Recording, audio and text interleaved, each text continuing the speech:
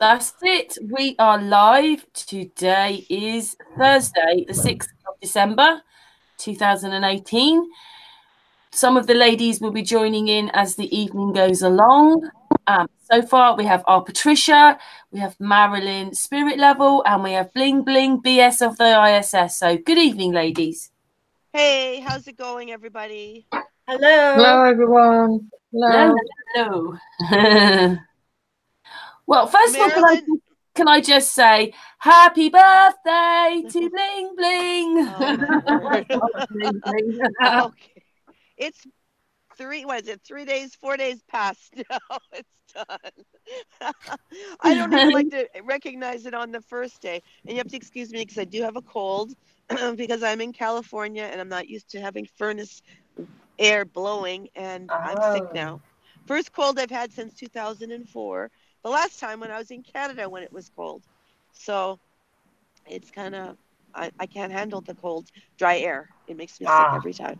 I have something with my lungs. So living in Florida and living in the Bahamas, I would never get sick. So here I am, coughing. Yeah, sorry about that. Not nice for your birthday, hey, a cold. No, in fact, well, I was not that sick yet, but I think Excuse me. Saturday night we were on Hollywood Boulevard and that might have done it. I don't know. It was cold and I kept going into the warm building and it was they had their furnace going, because they had the big window on the front open. So they had heat blowing in there. And I'm pretty sure that's what did it. I'm speaking to two frontline ladies here. Marilyn goes out doing activism and trying to talk to people and make them wake up. And Bling Bling was doing her bit on Saturday down in Hollywood. But, That's right. Marilyn, I have to tell you, you are my superstar hero for what you did when you went to the school board. Thank you. It must have taken so much courage to do that. And I'll tell you were like a dog on a bone. Well, yeah. And I didn't think about it a lot. I thought for a second, well, what would they do to me? And I said, I'm just going to have to do it anyway. You don't know. So why be afraid of the unknown? So I just went and I did it in all sincerity because I don't know how many of them know or do not know. So I really was just telling them, and especially the ones who don't sincerely know, which I'm wondering, how many of that school board, those 15 people up front there, I'm certain that the superintendent knows. But are you? Yes, certain? I am. Someone else told me that they saw a Freemason pin on his coat and all that stuff. So I didn't know. But Marilyn, I got to stop you right there, hon. My husband is a Freemason. He's a third degree. He's been in the Masons since 2008. He's sat in every chair in his lodge. He sat as the worshipful master for 2 years in a row. So I was the first lady, and I got to know all about, how it works in like that lower level of masonry. And there's nothing nefarious or evil going on. If there was, my husband would run out of there so quickly that his hair would, I'm sure, go on fire. Well, what does he think now? My husband is not a flat earther. He won't look at the research. My husband also works as a federal agent. He has a top security clearance. He has the strongest moral compass of anybody I've ever met in my life. He put in 32 years in the military as security police and a dog handler. And then he was a civilian police officer for a couple of years. And then he moved on to his job with the government. He's a straight arrow. He believes that planes smashed into the Trade Center with terrorists with box cutters. The complete official story. He's a complete blue pill muncher. He loves football, and he's he's really. It's funny. He's become almost like a Republican because the Democrats have gone so wild, and he hates all of that. If he was brought into the Masons in '08 by someone that he worked with, my husband really likes anything that's like a routine because of the military. Anything that's structured and where there's, possibilities of leadership. That's why he worked his way up and became worshipful master. And like I said, he sat in every chair. So he's been the secretary and the treasurer, and they have like many different chairs that they have in the lodge, and those are the different positions that you hold on, like on the board. He's also involved in the Grand Lodge. He's also a Shriner. Um, he's there's nothing, and I can guarantee you that because my son, who is a massive truther, and he's also wants to be a pastor, and he loves the Lord Jesus with all his heart. He was also a Mason, and he actually resigned from the Masons, not because he thought there was something going on that was evil or demented. He resigned because he felt bad that he swore on the Bible to take an oath to become raised up in the first chair, in the first level of Freemasonry. It's all about, they have their, I hate to use the word ritual, but that's really the only word you can use when you go through Freemasonry, and there's symbolism. But my husband doesn't have a clue what any of it means. My son has a much better idea of what it means. Marilyn, maybe you want to mute your mic while I can just listen while I'm talking. You can hear your dogs. Oh, you can still hear them. Wow. Yeah, I can hear them. Yeah, I just just when you don't don't want, want the to, microphone's very sensitive. but I just want people to really know that, and I'm very transparent about myself and my life. I'm not an agent. People know me. People know that I'm a true blue, 110% flat earther, realist. I go after NASA. I ball bust them. I'm now doing street activism. I'm not a person that gives misinformation. I've ever made a mistake.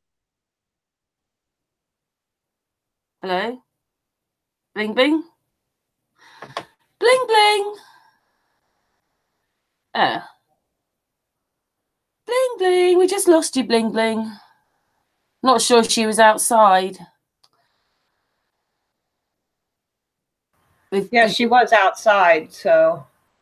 Yeah, well, I'll add her again. I'll fill in a little bit until she comes back. It doesn't look like her picture's still up there, so. Yeah, I think she just did her microphone then on and off, so I think she's there, but something's happened. She's trying to get back. Yeah. So my uncle was also a Freemason. My cousin, who I was very close with, is a Freemason. I also come from a very strict religious family, Christian, Protestant, and I was churched my whole life. I had a 16-year attendance pin, never missed a Sunday. So there's a lot, that I could compare with what she was saying. However, the churches, and I'm going to say this to qualify this, the churches do not teach the Bible anymore. They hadn't for a long time. The churches have almost all now switched over to a totally different demonic doctrine called what I call the be nice or the do not offend doctrine. And that is a huge perversion of scripture. Since my own study of scripture and trying to find out what was missing, because for my whole life, being a Christian, I knew there was something was wrong and missing. Like, why didn't they teach us what evil was? Why didn't they teach us, in that church, how to recognize evil, how to fight against it, all those kinds of things. Why were we not out on the lines in front of the abortion clinics, trying to sway mothers from killing their children? So I went around after I became older, like 18 or so. I left my original church and went around looking for a church that felt the way I did. And I had difficulty. They were all doing this do not offend doctrine. No, I don't Do hear. not offend anyone. So I finally, when I came to Flat Earth 2.5 years ago. Technical difficulties. Hold on. Okay. So you're back again. That's good. So Marilyn's just saying something. Carry on, Marilyn. 1 minute, Okay. Bling, Bling. So Sorry, guys. 2.5 years ago, I came to Flat Earth, and I was going to a young church nearby. And when I started talking about Flat Earth, they didn't want anything to do with it, and they squeezed me out of there. So I found another church that was that would talk about government and the government responsibilities that they're not fulfilling. And so I went there, and I brought up Flat Earth, and they didn't want anything to do with it there either. So now I don't go to church anymore. This is my church. My Flat Earth family is my church. They're my brothers and sisters. And because I don't want to be lied to anymore. I don't want to be part of anything that is, and this is Bling Bling, this is what I'm going to respond to you about. And I hope I don't offend you personally, but this is what I see is that, you know, to summarize, the churches do not teach scripture. So anyone who joins an organization where they swear, like your son realized, they swear to take an oath to keep secrets, that is a demonic, satanic organization. And you cannot, as a Christian, you cannot belong to anything like that. Well, that's why, you see, let me explain something right now to you. When Daniel did that, his walk with Christ was in a backslide.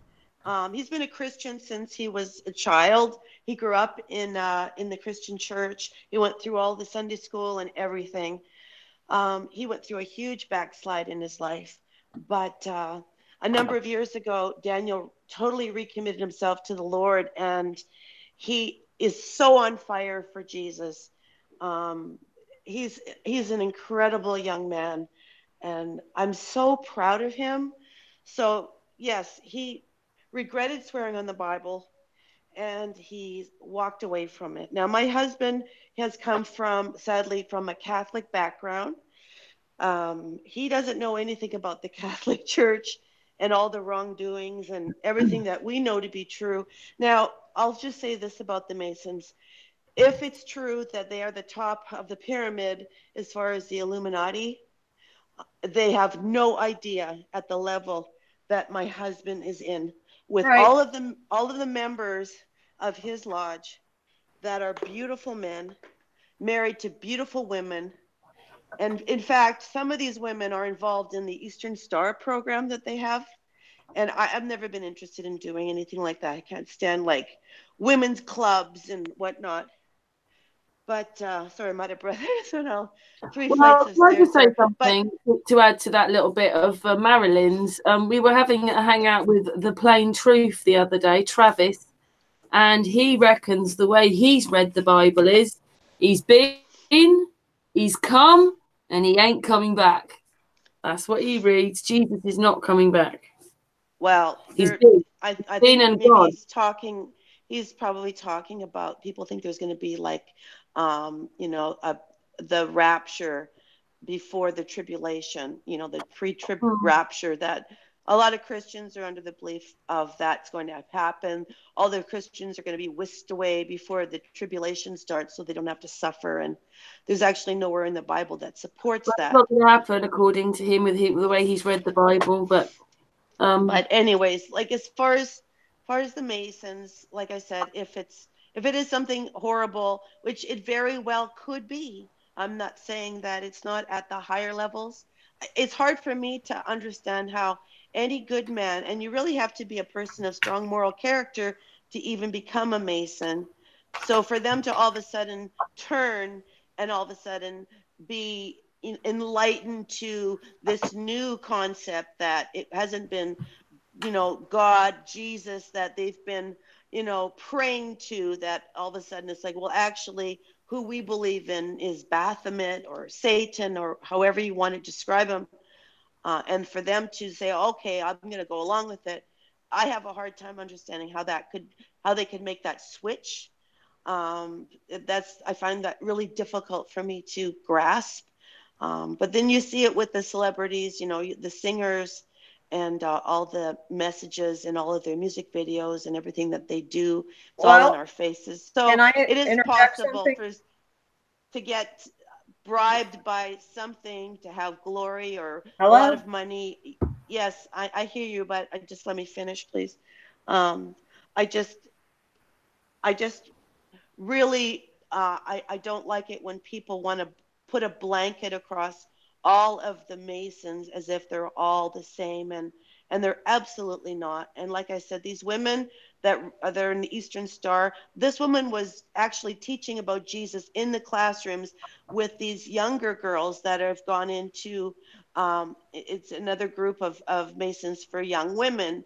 And they're called, and I can't remember what they're called now because, I didn't have a daughter, that would go into that, or so I don't even remember what they're called, but they have their own group, and she's not even supposed to do that, but she was teaching about Jesus in their studies, and she was just telling me that because I wanted to know. Back in the beginning, when I was very suspicious and I didn't trust it, and I was trying to find things that I could say, ha to my husband, look, they are evil, they're doing this and that. And like I said, since '08, husband is so involved in it. And I've been involved in it because of him with a lot of events that I've gone to, all the conferences, tons of dinners.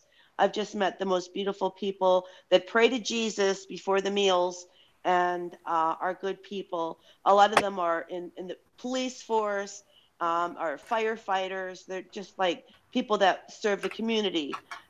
So it's not at this level.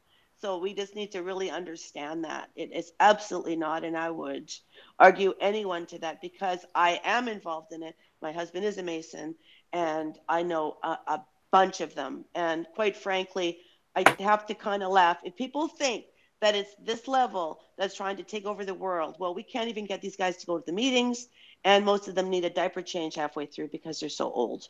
So I will, I will relent the floor now and go ahead, Marilyn, and have what you wanted to say about it. Well, first off, Lucifer was the most beautiful of the angels. Mm-hmm. He was someone who was, all the other angels admired him for his beauty. And it got to his head, and he said, I want to be God. And that's when God kicked him out. And he took a third of the angels with him. And the second thing is, people will say to Jesus, didn't we do many good deeds in your name? And Jesus said, depart from me, I never knew you. So, depart from me, O workers of iniquity. I didn't know you. You're preaching to the choir, Marilyn. So I don't. Well, I let you finish, Bling Bling. Okay, but I just want you to know that I let you finish. Okay. All right, but you're speaking to a person that is of strong faith and also of the Bible. Excuse me. So go ahead. So we have to be very careful about what we do. If these firefighters and your husband and all the Masons are not looking for truth, then what are they doing? If they are not, and I'm not asking you to answer that question, if they are not seeing, then they are blind. If they are not researching, looking for truth, if they are not questioning, then they are trusting, they have their faith in something else other than truth itself. And that is where they go wrong. Lucifer has deceived them into believing that they can trust and have faith in government or their organization or their buddies or, oh, he's a firefighter, he can't possibly do anything wrong. So Lucifer deceives people into putting their faith into something besides truth. Jesus is truth, the way, the truth, and the life. Okay. If you are not making sure that you've got the truth, if you're not even looking at it or questioning, then there's something definitely wrong. And you have been lulled into a false sense of security. This is what I have discovered after years and years of searching, even before Flat Earth, because I had started to look into other things before Flat Earth. I only came to Flat Earth 2.5 years ago. I had a group that met in my house every Friday night, and they were businessmen, CEOs, and we were always looking into things, investigating what was the government doing here and there. And then one of them says to me, well, you know, they said that we never landed on the moon. And I said, what? Oh, come on. Now, even that? Come on. So I looked into it, and that's where I found the Flat Earth.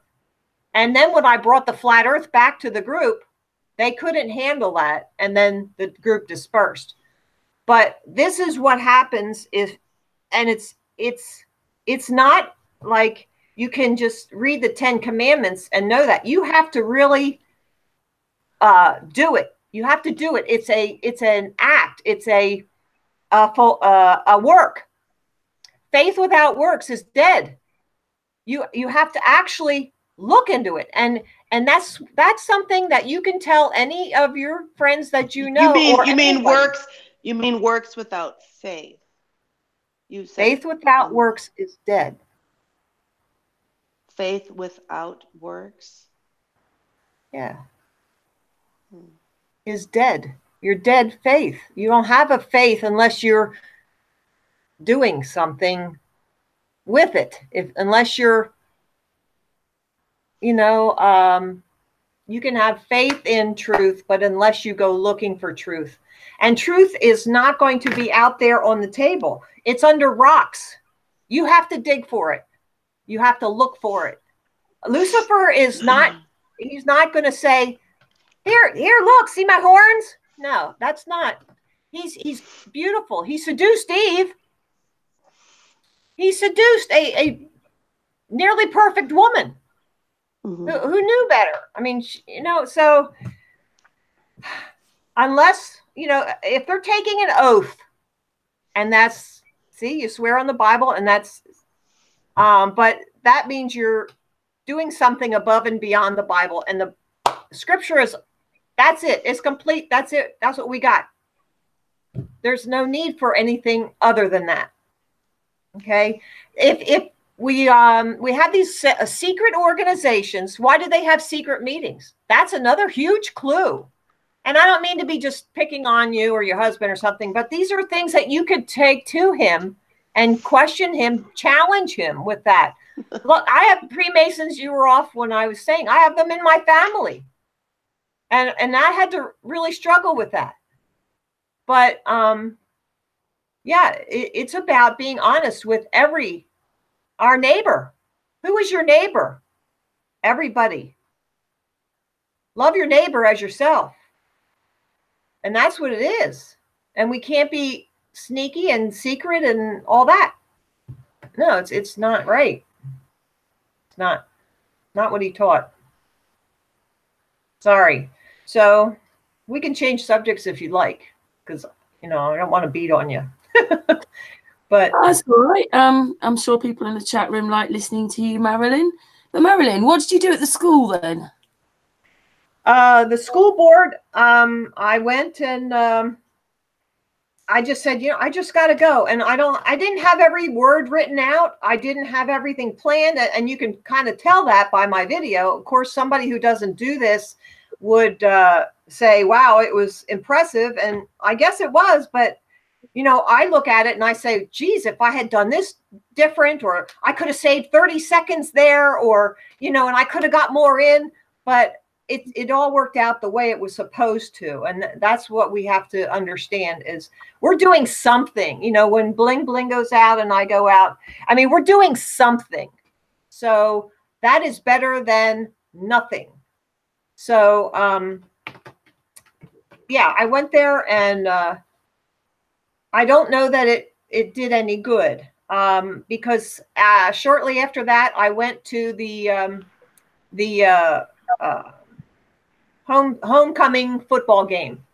And I took the banners and I had my cards and I wanted to hand them out. And that's also a video on there. I have like I think 7 school board. If you go to the Flat Earth PA school board, I think I have 7 now on that whole school board issue.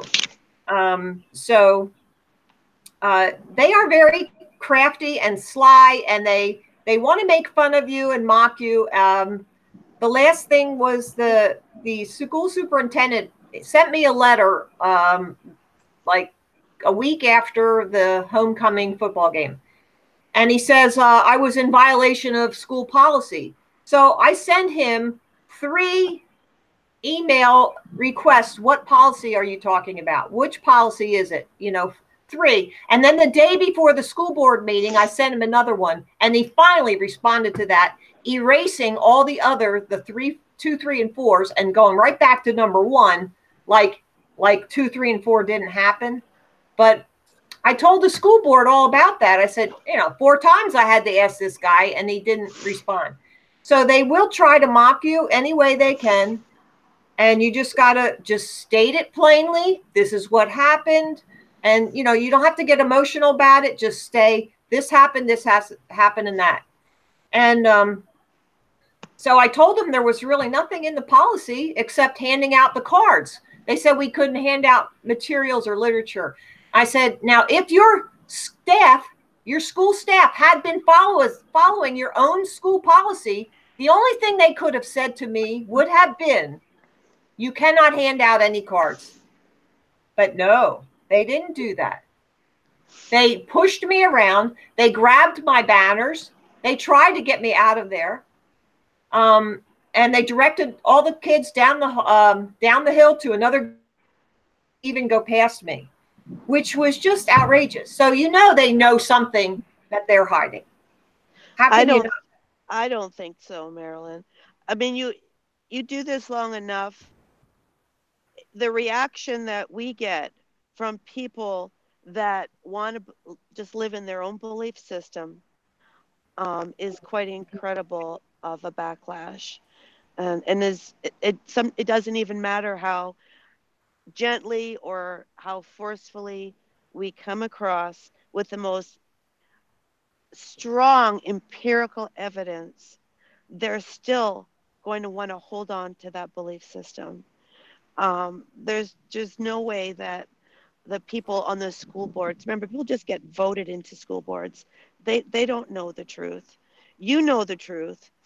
And all you can do is keep doing what you're doing. And what you did is so commendable because it's so difficult to go up against a whole bunch of people all at once like that will become like sheep, and they will watch each other's reaction and they will feed off that reaction with each other. You're not going to get one person that's going to stand up for you. They're not going to get a person that says, wait a minute, let her talk. Like, wow, this is pretty amazing, interesting things that she's saying. You're not going to get that because of this sheep mentality that we are up right now of the biggest battle of our lives when we are dealing with people that are just totally immersed in their blue pill munching. Now, you didn't get this part from me before, but my husband is a huge blue pill person. I mean, he won't look at a flat earth video. He won't look at any evidence. He won't even watch a video like Loose Change. He is firmly feet cemented into his belief system, and there is nothing that I could do to change that. I pray over my husband. I lay hands on him while he's sleeping to ward away any evil spirits that are around him. And I pray over him that the Lord will open his eyes to see that if there's anything that is wrong in his lodge that he is doing that he doesn't know of, that his eyes will be open to it. And that's the best that I can possibly do. His whole family is like this. In fact, I just unfriended his entire family off of my Facebook in the last few days. I'm done. I had one of his family members decided to post a real derogatory message about what stupid idiots flat earthers are, knowing that I'm a flat earther, knowing that I was in his house just a few months ago in Boston, and he was so rude to me, and he got so angry at me, and it was humiliating because his husband, and yes, he's gay and he's married, and his husband Carl and I are quite close. And Carl wanted to know a lot about flat Earth. I believe that Carl is a flat earther. He's just not going to say it out loud to even me, but he has such a strong interest in all of the conspiracies. He's always watching conspiracy videos. I know that he's watched flat earth videos, but he's married to someone even worse than I am because is against everything that my husband is. He drove me to Hollywood Boulevard, and he went and visited his cousin for the hours that I spent at the barbecue and then on Hollywood Boulevard when we were out there doing our street activism. He supports everything that I do with my channel. He never complained about any of the money that I spent upgrading my equipment. He really truly supports me as a person, regardless of whether he believes in what I'm doing or not. So that's why I say that my husband is a pretty amazing person, naive as he may be. And again, he had to take a lot. We go through a lot every 5 years. They open up our lives, they talk to our neighbors, they check our bank accounts. He has a top secret security clearance. He has had to sign so many forms of secrecy within his job. He doesn't want to taint his mind, I'm sure, to the truth that he probably must suspect there's something to be true to it because he knows I'm intelligent. He knows that back when the housing bubble happened in 2003, I was already teaching about it in my training class because I was a corporate trainer, and I was telling him everything that was going to happen. And he didn't believe me at first. And then in 2010, when we bought our house for a fraction of what it had originally been selling for during the housing bubble, I mean, he knew that I had done my research, and he trusted me. And I know that he still trusts me now. He can't look into it. He just He can't can't, be a flat earther. I suppose he absolutely not. He just can't, I cannot. suppose, with his job, can he? Because if you have to wait for him to retire, and then he'll probably say, "I was always a flat earther, but I just couldn't Well, because I'm of the job." really hoping because, sometimes he'll say things like that are quite shocking. Like he said to me, well, I can't say that on the air. I'll tell you off the air later what his plans are on his retirement day. So I can't say that on the air, but there's lots to him that he wishes he can do, but he can't. Then I'll leave it at that. I wish he had never gotten involved at the Masons. Absolutely, I'd be much happier because of the all the negativity surrounding them. I'd be much happier if he had gotten involved in anything else. But that's where his choice led him. We don't control each other. Um, I don't control him. He doesn't control me. He knows in the beginning I was very, very against it. And I kept saying, I wish you wouldn't be doing this. I'm not comfortable with it. There's so many things out there about it on the internet. And then, of course, he knows some of the things that they say about it, and he laughs it off. But yeah, there is all this symbolism, that the duality, the black and white checkerboard floor, and all of the artwork and all of the weirdness to it. I know that Russian Vids, he told me that once I get a photo of my husband's customized apron, that he'll tell me what all the symbols mean because I don't know what they mean. There's all kinds of little things that he has on his apron, and my husband doesn't know what any of those things mean. He just thought they were part of masonry. The ignorance is very strong in my husband. He jumps before he understands. He just trusts. And so that's why I'm saying that my husband is a good man and he is a man of God. And if they told him that you must now worship Satan, he would run out of there very quickly and renounce it. Because I did ask him that. And he got angry when I even asked him. I said, what would you do? And he got mad. He said, what do you think I would do? Of course I would leave. Like, he was very angry at me for even suggesting that he would stay. Even though, again, he was raised in the Catholic Church, he doesn't have a clue about what goes on. Truly, I mean, outside of the molestation of the boys, he doesn't understand like what they're doing and what they stand for. I could never tell him any of that. I don't know what he would like. Probably leave me. He would be so angry. Like, you can't talk to him, and he's the best of his family members. Like the whole bunch of them are like this, except for him. They're all far left believers. It's very, very awful to be around them. Like, so that's your husband, your son. What about who in your family, Marilyn? My uncle was a Freemason. He's deceased now. And my cousin, who I was very close with, and he's still alive. He's my age, and he was a detective, still is. And I know that the Freemason society is used to control people, and they seem to get promoted and above others. And I don't know. We'll just have to Promoted see. where do you mean? Within like Ranks. their civilian jobs, you mean? Like as a police officer? Well, anyone who's come to understand the flat earth knows that there are no independent businesses. There is nothing independent. They're all connected. It's like the tentacles of an octopus. The system is the beast.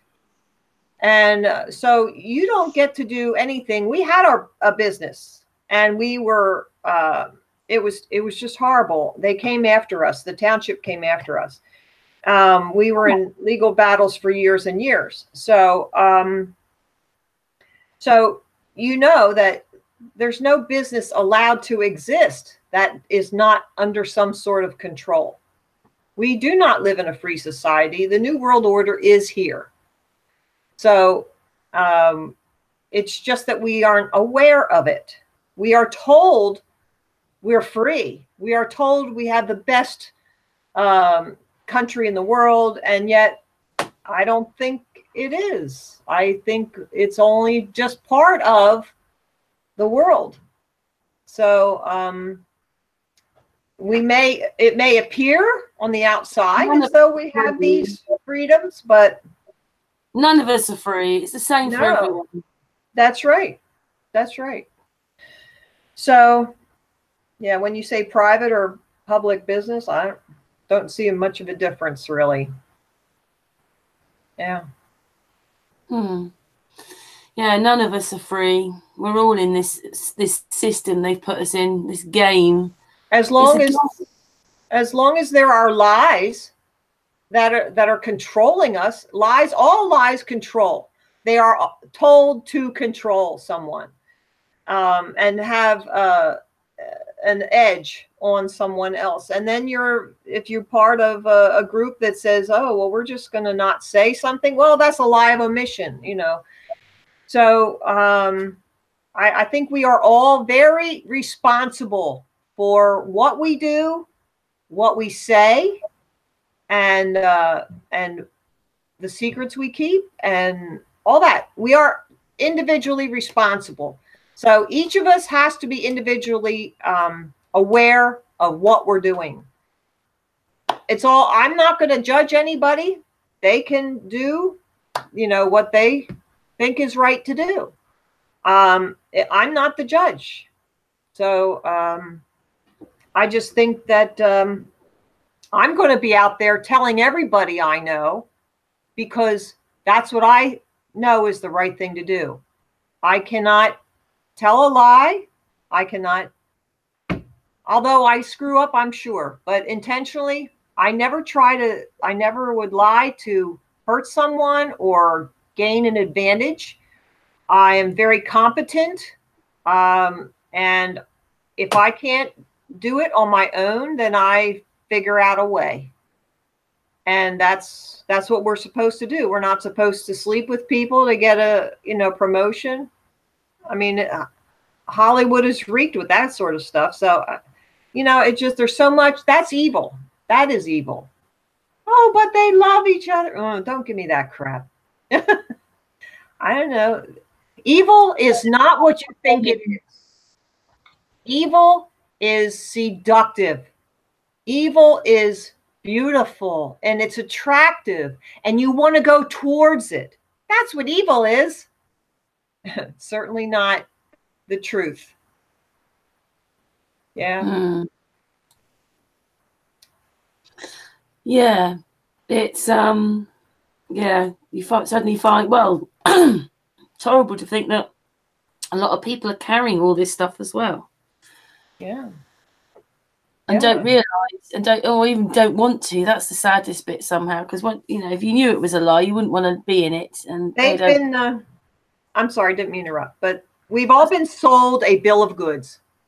We've all been sold the live, laugh, and love. You know that everybody's got a plaque like that. Live, laugh, love. Ha ha. Well, guess what? Jesus is live. Jesus is love. They replaced truth with laugh. Do you realize that? Those three things, they took the truth out and put laugh in there. So now it's mockery. No Jesus anymore in the world, in the public view. But I think Jesus, if Jesus is in the majority of the people's hearts, then how can he not be here? That, he's not coming back again. I think he's here, but we won't see him until it's in the hearts of all of us. And I can't help as well, in our consciousness. Yeah. Yeah. Oh, Bling Bling, she's saying, can you hear me? No, we can't hear you. Oh, no. Bling Bling, do you want to go off and I'll resend you the link and you come back in again then? Oh, she dropped out. Now she's coming back. Okay. Yeah, she's not on her home place. She's away seeing her husband's away from there she's joined again. Can you hear me now? Yeah, go ahead. Yeah. I don't know why that keeps happening. I mean, I'm in this hotel and the internet cuts in and cuts out, and even though I noticed it cut out and I put it back on, that's when I typed, "Can you hear me?" and you still couldn't hear me. So I had to exit and come back in. What a pain in the butt. But Marilyn, I wanted to tell you that out of the hundreds of employees that work out of the West Palm Beach office, my husband is the only Mason, and he's applied for 3 promotions. We wanted to go overseas. We wanted to go to there was 2 spots in Italy and Lisbon, Portugal. Oh, 4, and then there was a spot in the UK. And he didn't get any of those promotions. But I can tell you that when we were driving from Canada to coming back, we were coming back from Canada visiting our grandson, and my husband was speeding and he got pulled over. And once he opened his wallet and it clearly showed his badge of law enforcement, the police officer saw that. Now, he did not know my husband was a Mason, and right away he's like, "Oh, okay, well, just slow down, have a good day," and off we went. So there is definitely a Boys in Blue club that I've witnessed over the years more than once.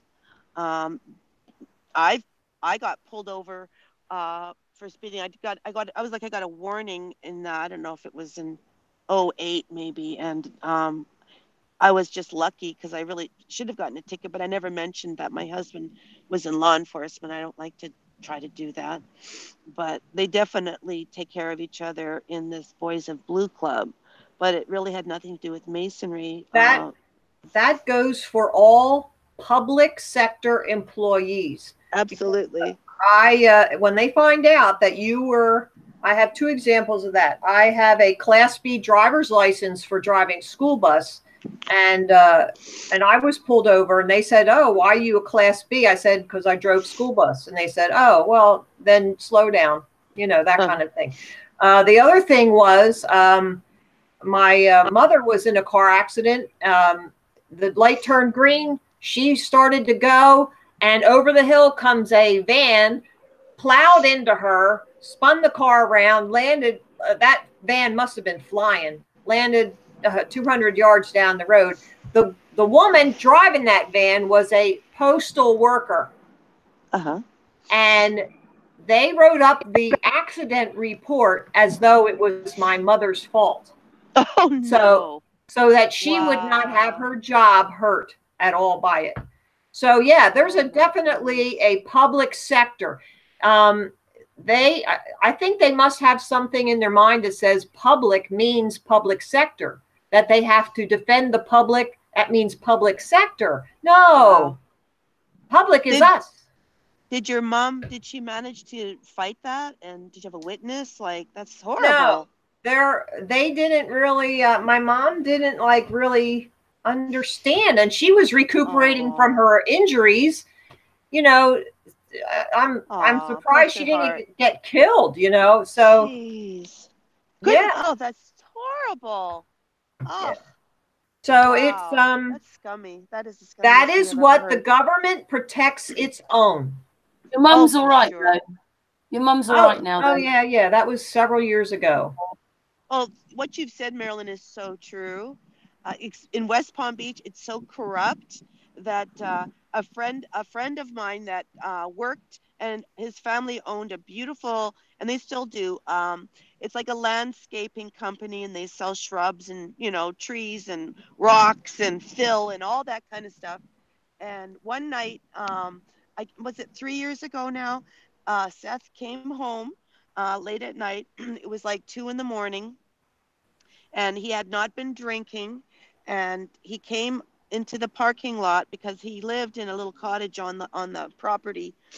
So he came upon the police car, and I'm pretty sure, of course, we don't have any proof because Seth is dead, but we're pretty sure that because we found out that these two officers were having an affair together. They were both married, and he probably caught them having sex in the patrol car in the family's parking lot because it was very dark there. And they ended up shooting Seth in the back and killing him, uh, trying to say that he was going for into his truck for a gun, which he didn't even own one. And the police officer actually got away with the whole thing. And then there was like a civil trial. But that's how corrupt it is here with Bradshaw, our police chief. Absolutely disgusting. Wow. There's been numerous things that have happened. There was another story of an 18-year-old boy that had some mild kind of mental problems, emotional problems, and he had an argument with his mother, and stupidly she called the police, thinking that she could, trust the police to come in and help out, you calm him down, and he had come out of the house. He was holding a pair of like shears, like to cut like the hedges, and he had I think a hammer in his other hand. And even though he dropped them on the grass, they shot and they killed him on his property, and they got away with that. And then a friend of mine had 3 dogs, and the police had come to her yard mistakenly, thinking that they were in the neighbor's yard, trying to serve a warrant to her neighbor. And she asked the police to stand back, like to back up, and she would pull her dogs into the house even though they've never bitten anyone in their lives. She had like one pit bull cross, and like a Labrador cross, and the police officers shot and killed all 3 of her dogs, like boom boom boom, and they got away with that as well. And those are just 3 stories of Oh things my goodness. that I know of just around me that happened in my neighborhood. But it just goes on and on and on. Like, Palm Beach County is absolutely the most corrupt county, I think, in the United States.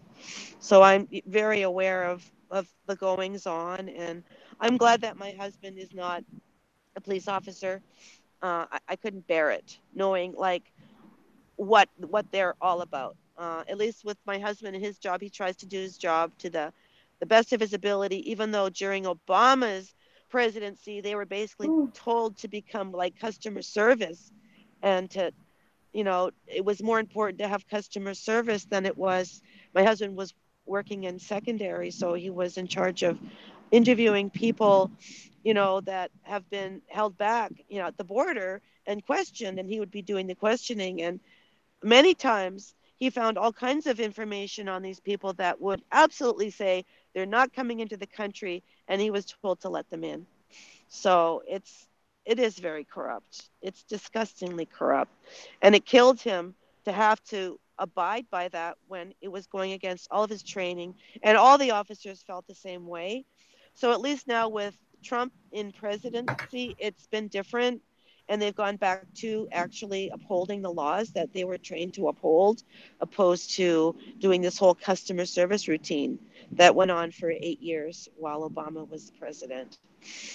So Yeah, it's I don't know what to think about the presidents. I kind of think that they are yeah, all in the same club, but now you're sure. saying there were differences. So I There are don't know if definitely differences, but I don't trust it either, Marilyn. I don't. yeah, It's too hard to trust it. I right. mean, when you watch those videos when Trump said himself after 9/11 that, he knows steel, and he knows that steel doesn't behave this way, and Right. there's never been a skyscraper that's fallen down like this.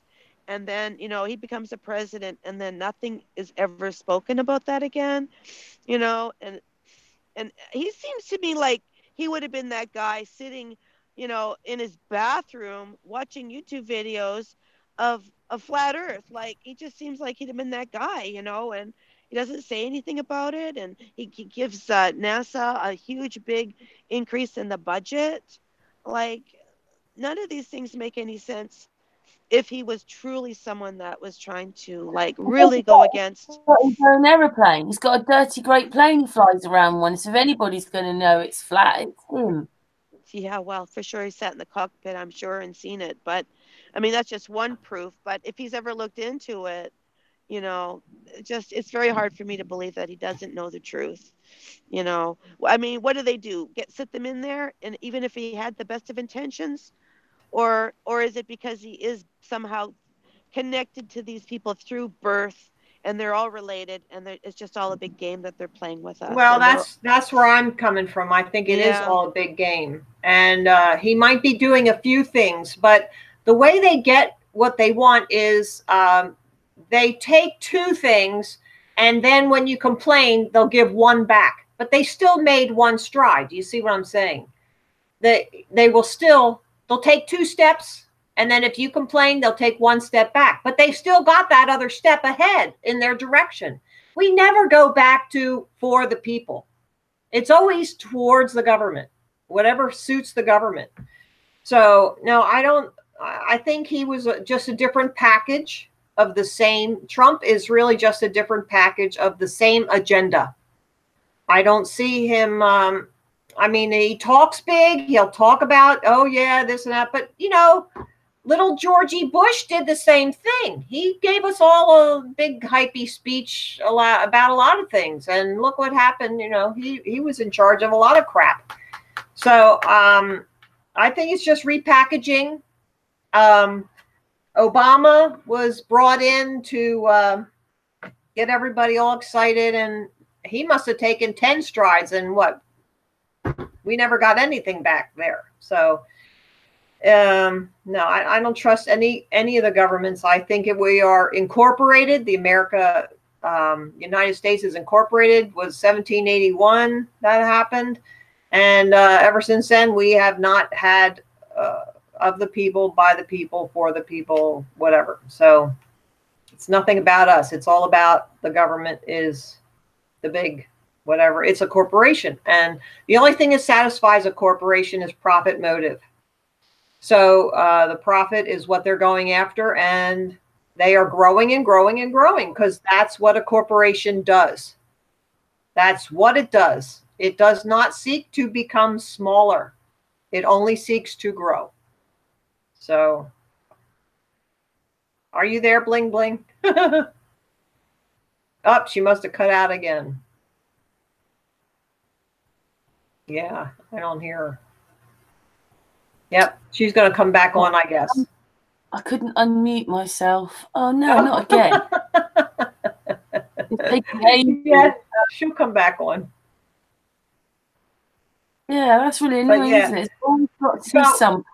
So we have to, the biggest thing that flat earthers have to do is hit the streets. And that means, and Roxanne came up with this, is talking to strangers. That's what hit the streets means. So we have to make sure we talk to everybody we possibly can, get the word out, and get as many people awake as possible. That's what we have to do. And that's why I came out with the mission statement. I don't know if you've seen that or not. Did you see? I'm back. Sorry, I can see I'm Okay. working again. So Bling Bling, I was saying that the most important thing that we have to do is to make sure everybody that is everyone possible knows about the flat earth and the lies that they're telling us. And that's why I came out with the mission statement. Did anyone see that? No. Can you post it in the chat? Is it or is it too big, or a link, or? No, it's a little video. Maybe post your video and link in the. Maybe Karen can do that. Yeah, sure. Can you put it on this one, and I'll put it on. I'll show you. If you put it in this one, I'll just show you which one. Hang on, give us a sec. But yeah, Marilyn, I mean, they're just puppets. They're talking heads. It's Right. the illusion of choice. It's always Illusion. two choices. It's always two choices. It's GMO or non-GMO. All right. It's Republican or it's Democrat, and it's always the flip-flop. After 8 years, then people want to go back and believe in the Democrats again, and then in 8 years people will go back to the Republican again, and it's a fake race war. It's the white against the blacks, and that doesn't even exist. I don't personally know anybody that's a racist, but yet the news media would have you believe something totally different. Exactly. It's always one against the other. There's only two choices. There's two teams, for the Super Bowl. Like, it's the East against the West. It's always the same format every single time. Yeah. Can I just say that Sarah's joined us? Sarah. Hi, Sarah. Hi, Sarah. Hey, how you getting on, ladies? How you getting on? Hello, Sarah. Sarah, you're on here obviously with our Patricia, me. You're on with Bling Bling BS of the ISS, and Marilyn Spirit Happy Level. birthday, Bling Bling. Happy birthday. Happy birthday. Oh, yes, thanks, sweetheart. Thank you. It was a few days ago now. Happy birthday. And Marilyn Free Spirit. And Marilyn goes out and does a lot of activism. She just goes out and does how are you doing? and talks. She's got big balls. She went into the school where they were having like a school board meeting, and she just she had her 3 minutes to talk, and she utilized it well. She flat smacked the crap out of these people, and they were trying to drag her away. Wow. She's wonderful. Yeah, go you, Ron. Go you. Yeah, thank you. So I don't think there was any easy way to do that. There wasn't an easy way. Didn't matter how you did it. You would have had the same reaction, and you probably knew that going in, yet you still did it. And I just give you huge kudos for that. At least you were able to say some things, and just maybe 1 point, 2 points, I don't know how many points that you said, got at least one of those people to go home and go, she made some points that sounded like really legitimate. You know what's more important to me is that now they can't say they didn't know. It's about accountability. So when the parents of these kids start waking up and they go to the school board, they will say, well, why didn't you do this a year and a half ago when Mrs. Teague was here telling you about it? That's a great point. That's an excellent point. I didn't even think of that. Absolutely. Wow. It's about accountability. That's what it is. If they don't know, they can say, well, nobody told us, da, da, da. So anyway, what you were talking about, duality, did you know that in the education system that they teach with that method? They will give you a multiple choice test, and none of them are the right answer. So you have to pick, the children have to pick an answer that they think might appease the teacher, when all of those are wrong. But they're doing the best they can to, get a good grade. And this is how they manipulate our children in the school. Oh, dear. Sarah's got young ones at school still, haven't you, Sarah? I have. Yes. No, carry on. Yeah. Well, so the education system Over here in the Bling. U.S., we have something called, who is making all that noise? Bling, bling. Sorry, honey. I had to come back inside. Sorry about that. I should have Okay. muted. My hands are full here. Sorry. All right. Sorry, we could hear. So- We could hear what you're doing. Sorry about that. We That's have all right. Doors. Thank your bottom later, Bling Bling. Wayne's gone to work already. He said goodbye to me in the parking lot. Oh. Oh, So in the United States, we have something called Common Core education, and I was studying this before we even before I came to Flat Earth. So I knew how insidious it was, and so they are really just brainwashing our children flat out. Yep. There's no ifs, ands, or buts about it. So Yep. take a look at what's going on in your country with the school books and how they teach. Oh, I've seen it. Yep. Yeah, and with with the Common Core. Someone's got the telly on or whatever. You should mute it because we can still get Not me. copyright rights from that. It's not me. No, it's So- Bling Bling. What TV? Turn the There's telly no down. TV. Bling Bling. There's no TV. Listen. It's Oh, it was quiet. Sarah. It's not me. I've not got a TV on. I've nothing. I'm just sitting here by myself. It was Wayne. It was Wayne. Okay, I don't watch TV. I didn't even know how to turn it off.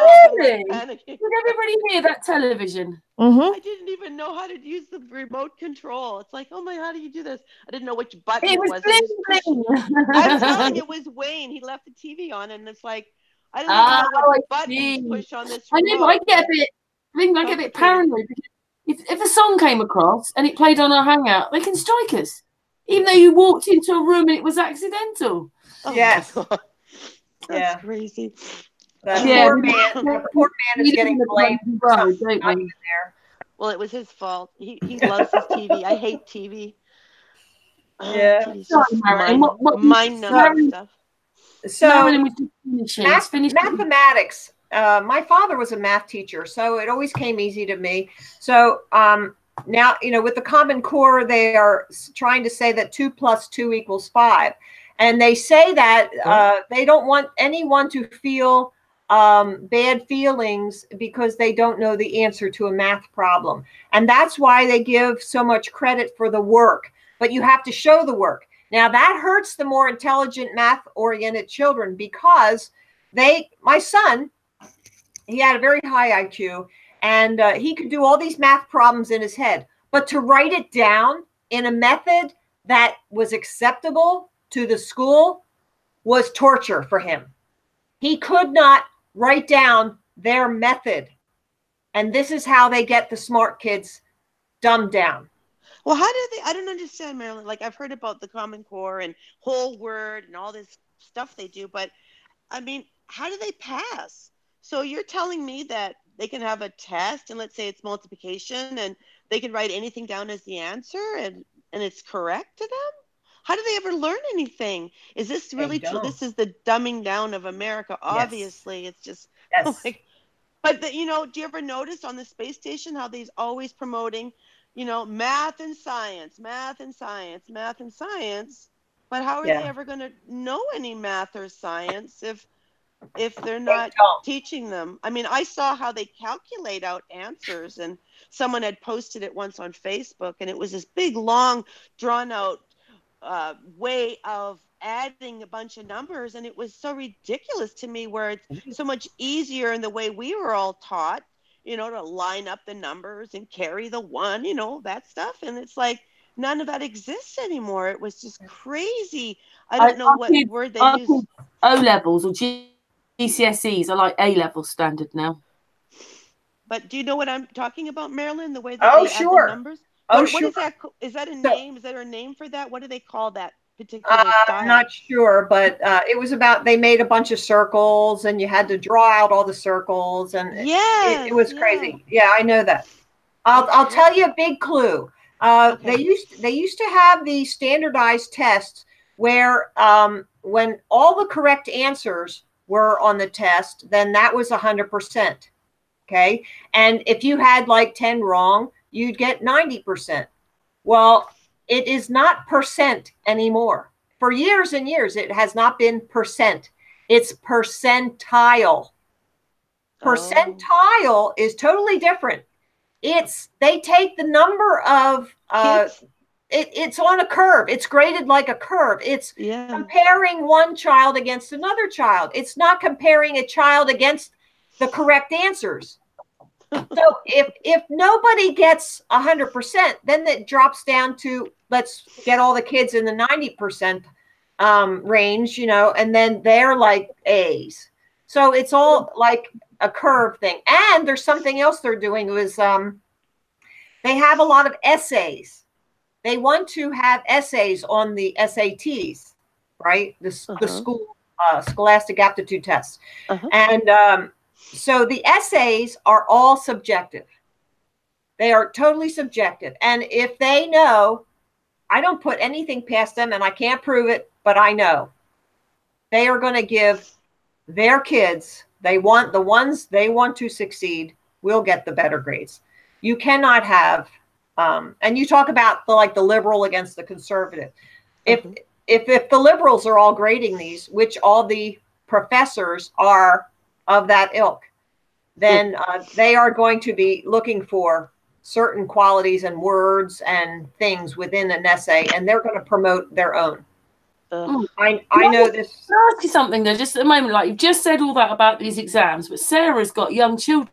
I mean, Bling hasn't. I think yours are older now, aren't they, Marilyn? Sarah, how do you feel about that when in America they're making exams that the children will fail?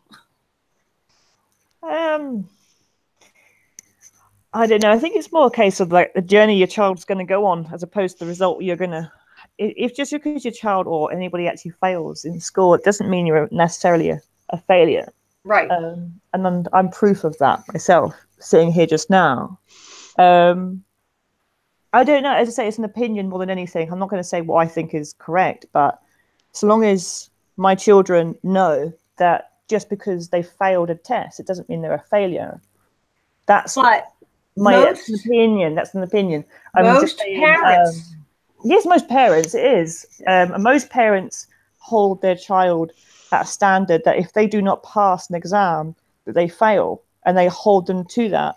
But again, I would take it back down to what it is as an individual family, an individual parent, an individual, person. Is if that's what you hold your child to, then that's what they're going to think. But it's the same. My older, go on. The poor kids who have already gone through this, where they go home and the parents say, "Oh, you're a failure." Yeah. Because society or the school system, the corrupt, insidious school system, has said they were a failure. Now that is it just makes me so angry. I just can't. What they're doing. So would you? I mean, that's child abuse. That child that has gone through that and has failed according to the system. You know, is I don't know what the answer is. There an answer or not to that point that you're making? Is there an answer or not?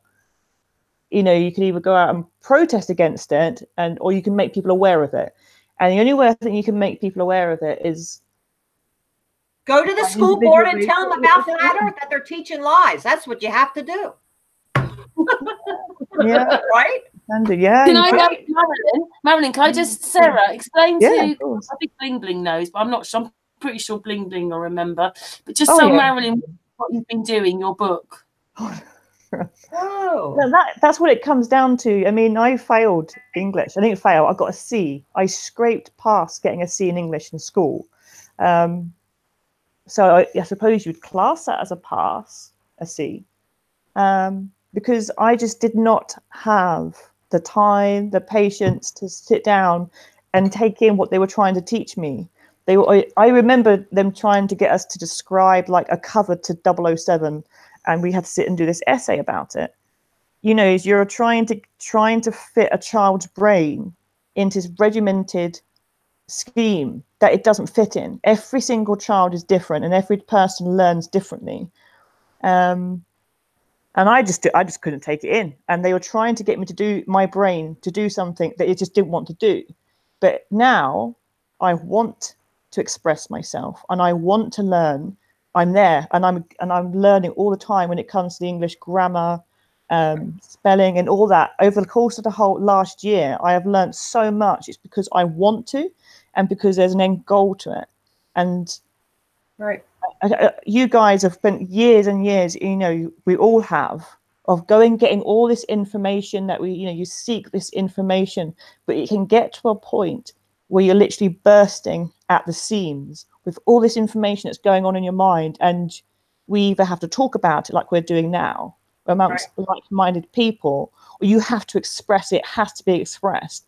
And the only way I could express it to people in a way that I could was just to get it out. And as I say, I live in a rural, very, very, very rural area where nobody wants to listen to it. Becomes very, very, very frustrating. I'm sure many people in the chat would probably be able to say that. And unless you can have these conversations, you know, it's going to drive you nuts. And that's what then my mum was saying to me, right, Sarah, just put it pen to paper and just write about this stuff. And that is where this has led to, was me then writing a books, plural, based on a flat earth planes, not just one plane, but plural planes, many, many planes. And that is the foundation of my book. So no, it isn't just about flat earth, but that is the foundation I've built on, which makes it so different. And I'm selling it as fiction, again, because the only way you're going to get across what we guys talk about is by putting it across somebody as fiction, and they're more likely to listen. Is if you try telling somebody what we're trying to tell them, they think you're crazy. But if you say, oh, you know, I'm just telling you a story, I'm just saying, you know, it'd be really, really cool, you know, imagine. If you say to somebody, imagine, right, it takes their guard down, and they're like, oh yeah, it would be really cool, right? And that's all I've been doing, right? So Karen, I go on a tangent. Can I, Karen, do it? Sorry. Yeah. So. Well, no, that's excellent. That's excellent. That just reminded me of like Harry saying, "Do you think you have an open mind?" And yeah, that's so. If you can say you imagine, or you know, can you just open up and just think about this for a second? And that's a sign of intelligence, actually, to be able to look at something and not accept it, you know, but just at least look at it. And a lot of people, they can't even look at it. They cannot look at it. No, because you're asking them to take what you're saying as truth. And that is what would apply to any religion, is if you try teaching a new religion to somebody, they're more likely to go, oh, no, this is my truth. My truth is this. Right. I'm not saying what we're talking about is a religion, but all you're trying to do is to get somebody to open up their mind to a wider perspective than they've been led to believe so far. Well, that's all I'm trying to do. But we do know that the spinning globe is a religion. Yes, that's what I'm trying to say. It is a religion, right? But if you look at all religions, it's a point of perspective and a belief. And now, if you took a Christian and you took a Buddhist, or you took all these various different, you had 10 religious people stood in a room, you know, they all have this core principle of wanting to believe in a higher power, but their perspective on what that higher power is different. And now all we're trying to say is, look, you know, this is our truth. And all you're trying to do is get them to see a different truth. And that's, you know, and it's a religion. I'm not saying what we're saying is a religion. I'm just trying to say is to get them to see it from your perspective, you just need to break down that kind of these walls that they've got built up. Right. And the only way you'll do that is just go, look, I'm not trying to get you to believe me. I'm just trying to say, look at something from a different perspective. Take down the boundaries, take down what you've been told, and let's just wipe a clean slate. And then, just open your imagination up, really. I'm not really making much sense. I know, guys. I know. Oh, no, I understand perfectly. To me, I'm making sense. Absolutely. What's that? Confucius or something said, if you want to learn something new, you have to empty your cup, which means you have to get rid of all your preconceived notions about the subject and just start afresh. And that's all the flat earthers are asking. That's all I'm asking. Yeah. That's all we're asking. Look at the evidence. I'm not. Look at the evidence. Yep. That's And start from the evidence and see where it leads you. Do you have enough faith to do that? Oh, and all I'm saying is, let's not try to draw a table until we've actually walked to the edge of it, until you've actually walked it yourself. And that's what I kept on trying to say to my family is, until you've walked there and you've gone as far as you can walk, let's not draw a line. Let's not draw a shape as a ball. Let's not draw a circle. Let's see how far we can all push it. Right. That's all I'm trying to say to people, and just that's what I'm doing, wiping the slate clean and wiping it as clean as possible and breaking down every single barrier that we've been imprisoned into, which is we live on a ball, or the fact that we've been told, or some religions think there's, the hollow ball, or something. Yeah, I don't know. You just, yeah. Has that worked for you, Sarah, with your family? What's that? You just said that, that's what you've been trying to do with your family, is get them to free their mind. And oh no. No. No. God, no. I gave up about a good while back. As I said, but your my mom family encouraged you to write the book. Yes, as I say, my family, they're very, very open-minded in comparison to a majority of people. My family are incredibly open-minded and they're incredibly spiritual, really are. But even for them, this is, they're just like, no. Well, how is that being open-minded? Like, what else in their life do they do? What did they demonstrate to be open-minded to if they can't look at some of the research? I don't get it. How is it? What I'm saying is, it got to a point where if you're surrounded even by your closest family who are meant to be these open-minded people, and they are not even willing to do it. Where it leaves you, it pushes you into a corner. Yeah, it pushes you into a tight enough corner where it drove me into insanity, and I was, it really, really did. And I just like, you know what? I've got no one to talk to. I can't even talk to my family. The only person I did have to talk to was my brother, and he was the one who pointed me in the direction. Poor brother. Yeah, he has a lot more going on than I do, but yeah. Well, my sister, she's a Christian. I hate that word so much, but that's what she calls herself. So, and to me, she's a beautiful person. I love her so much. She's great. We've had our problems. Oh boy, have we ever, but we've always worked it out. And she knows, and she gives me credit. She says, Christine, you are so intelligent. And she'll go to me many times. She's the older sister, but she wants advice from me. Right now, my sister just got diagnosed with type 1 diabetes, and I've been researching for her, learning all about the long-acting and the slow-acting insulins, and so many things about it, because type 1 diabetes is an autoimmune disease. I share many of the same health problems that she does, and by the grace of the Lord, I don't have it, and I'm very grateful. But she doesn't have the spine disease either that I do. So she trusts me. That's my point here. She totally trusts me. Yet she will not look at anything that I've sent her in regards to flat earth, even though she's very kind. She's never been rude. She's never argued with me about it, but she won't look at it. And even though, and she knows the Bible very well, and yet she still somehow has created her own paradigm of God somehow in this infinite universe, that he's there, even though, he created a spinning ball in an infinite universe, that somehow he fits into all of that. Like we all did, because we did somehow. I don't know how we were all doing that for so long. I know I used to stand outside many a night and think to myself and pray, where are you, God? Because I don't understand. Where can you be? If where in this infinite universe? Is it some magical curtain that will be drawn open, and then you've always been on the other side? I remember saying that so many times, and I was so close to figuring it out then, by thinking that there was like a curtain and he was just beyond that, some kind of veil that would be open. But basically it's the dome. I never thought of that, obviously. But the firmament, I mean, that is like a curtain, isn't it? that separates us from him.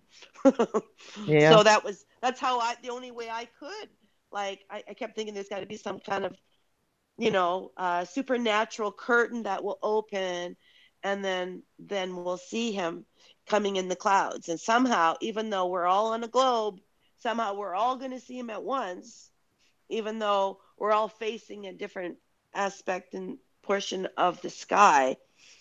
Somehow we would all see him at once. I used to try to figure out how that would work, and nothing ever made any sense yet. I presented, and we've all presented it to our family members who, trust and believe in the Bible, believe in the Lord, believe in Jesus, and they just outright, don't want to hear about it. And that's just, it's so closed-minded. It's as closed-minded as you could possibly ever be. Well, it's actually brainwashing. They've all been brainwashed, and somehow we were released from that. We were able to see through that. And but the government has done a marvelous job. They're very clever at how they did it. They mocked, Obama 3 times in speeches said, "We don't have time for a meeting of the Flat Earth Society." And, to me, I thought, why is he saying that? Maybe I ought to look into that. But really? But most people would say, I don't want to be mocked. Look, they're all laughing at it. I'm not going there. See, angels go where I go where angels fear to tread, or something like that. So that's the way you have to be. Isn't it?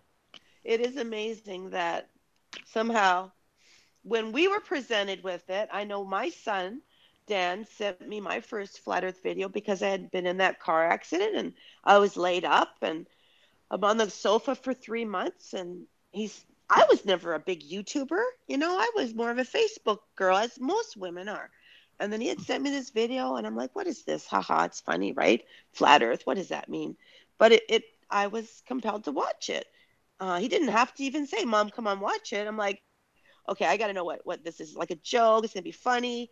I'll tell you, I stopped laughing pretty fast, but it did take me 8 months to undo my brainwashing. My natural reaction was to fight against it, was to want to fight against it. But then something changed, and I wanted to fight for it. And now I would fight for my life for Flat Earth. Absolutely fight for my life for Flat Earth now, because it is the truth.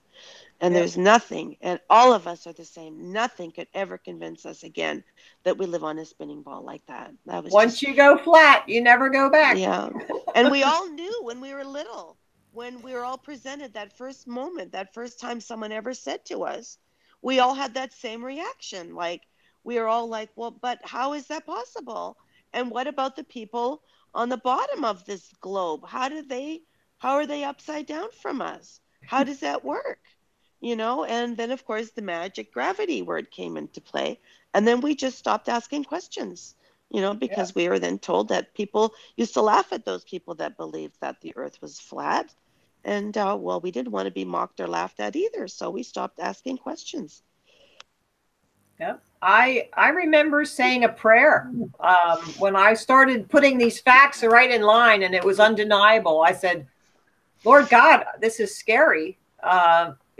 If you really want me to believe this or accept this, will you catch me if I fall? I mean, that I had to pray that to him, and I felt great after that. So I remember walking outside out my back door saying, you are there looking at me right now. I mean, your eyeballs are on me. So it was just so real. So it's an amazing moment, isn't it?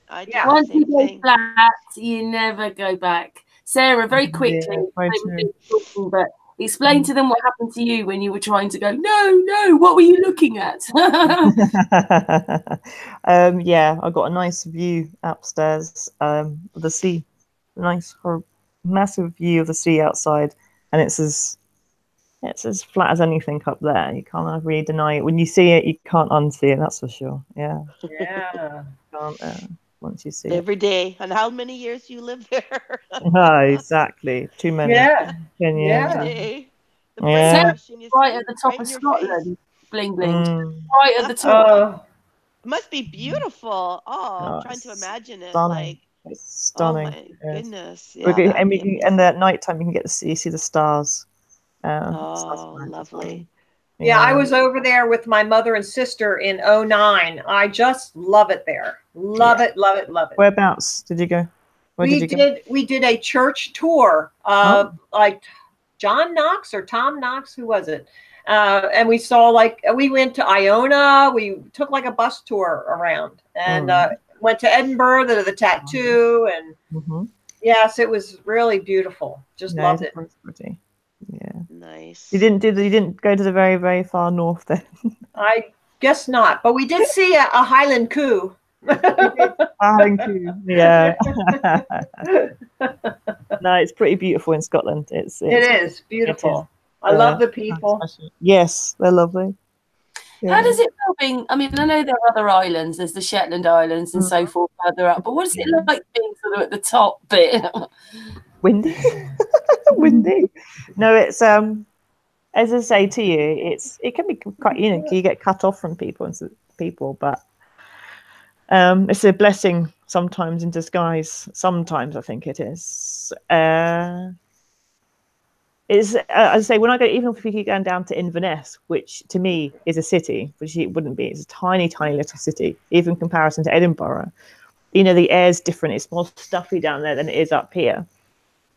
We're literally, I'm literally a mile away from the coast. No, half a mile, not even that, from the actual cliff tops. So very, very, very.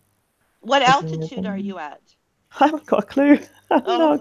I'm so sorry. I would say sea level. No, sea level. Yeah. But she's up on a cliff, so you're Well, looking down. no. You would say I'm like a field, 2 fields away from where there's a sheer cliff drop, as in it drops Love down. to see that. You got to take some pictures sometime, Sarah. I'd love to see it. It reminds me of some like Harlequin romance novel book cover. Amazing. From what you describe. It just sounds so amazingly beautiful. I'm about a mile away from the beach. About a mile away from the beach, you can walk along. Again, is on a sunny day, and it's like no wind, which is very rare. It's stunning, and the beaches are really empty. They're never packed or anything. But on a windy day, it's horrendous up here. You're fighting the car door to get it shut, whatnot. But, I can imagine. I lived in the Bahamas, and I walked the beach every day with my dogs. And I looked out, and many times the ocean was so calm. Early in the morning, like glass, Yes, yeah. And it's like flat. Yes. I never thought about it one time. And we used to sit at night on the rocks looking up at the moon, in the dark, fishing, because we did that all the time.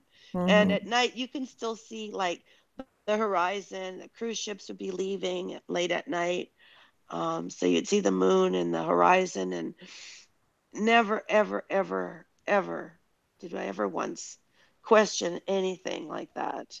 You don't think about any of it ever. Right. Like once you're out of school, you barely really get into any of this. They certainly never taught about curvature of the earth. You just carry on with your life. Right. You don't think about it. And they really created the whole system and Do you think that curriculum maybe like people that. do? Do you think that maybe people are seeking the answers, which is why they turn to so much sci-fi and fiction these days and movies, and they're seeking for the answers, but they don't actually know what answers they're seeking, and that's when they start burying their heads into things like that.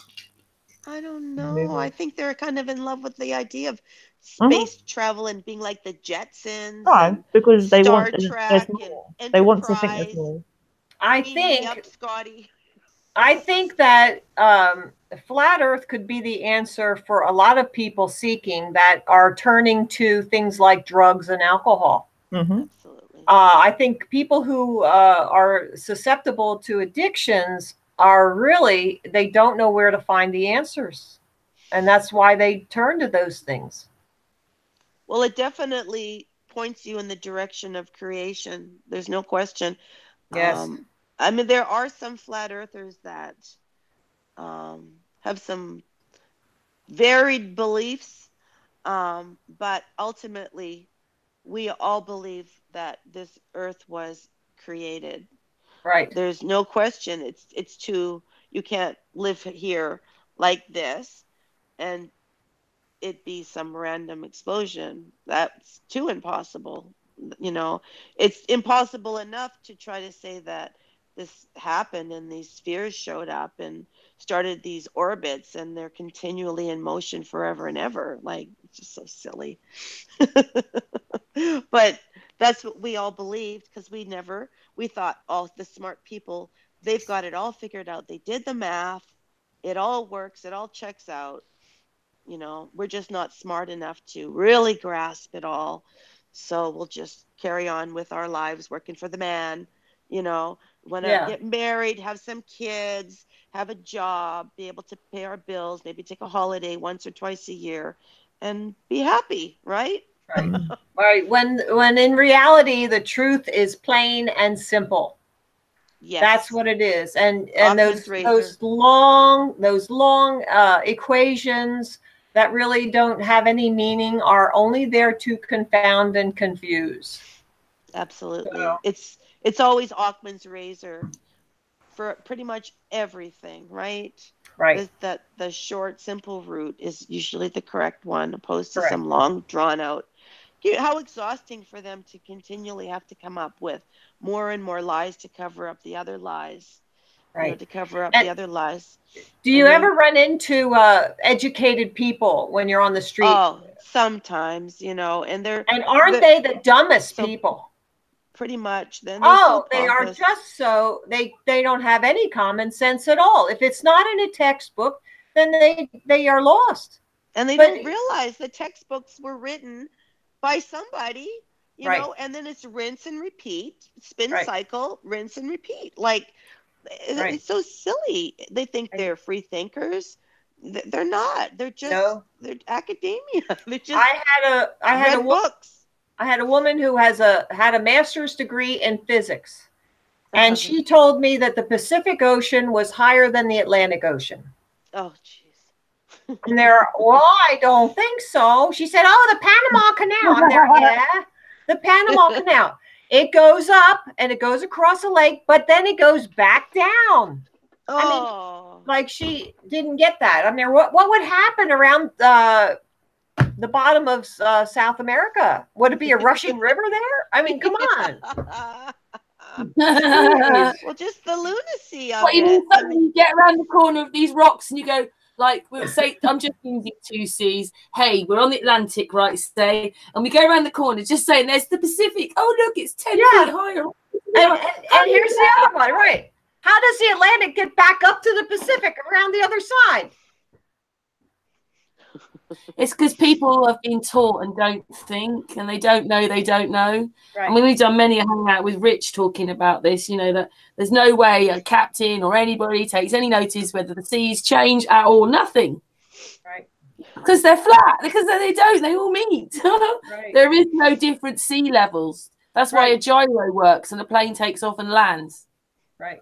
Because if they don't program those gyros properly, it can be quite, when they put in how far they're going, where they're going, if they put in the wrong things, then it's serious. So they crash. They will crash into mountain ranges. If they put it on autopilot, they go right into that mountain. It has to be exact. Yes. And I used to think pilots were the smartest people in the world because I used to think, how do they navigate around a globe and find where to land? That to me was amazing. I thought, these people are brilliant. I gave them so much credit. I looked at them like really something when I'd fly and I'd see them there. And I used to think, man, these are the smartest people in the world that I'm standing in front of right now. Yet I even got a chance to fly a plane once. I never even thought about that until now, It was just keeping it level the horizon, with that little gauge, little small little plane. Like, it was so simple. It wasn't anything special. I wasn't bending the nose down or anything.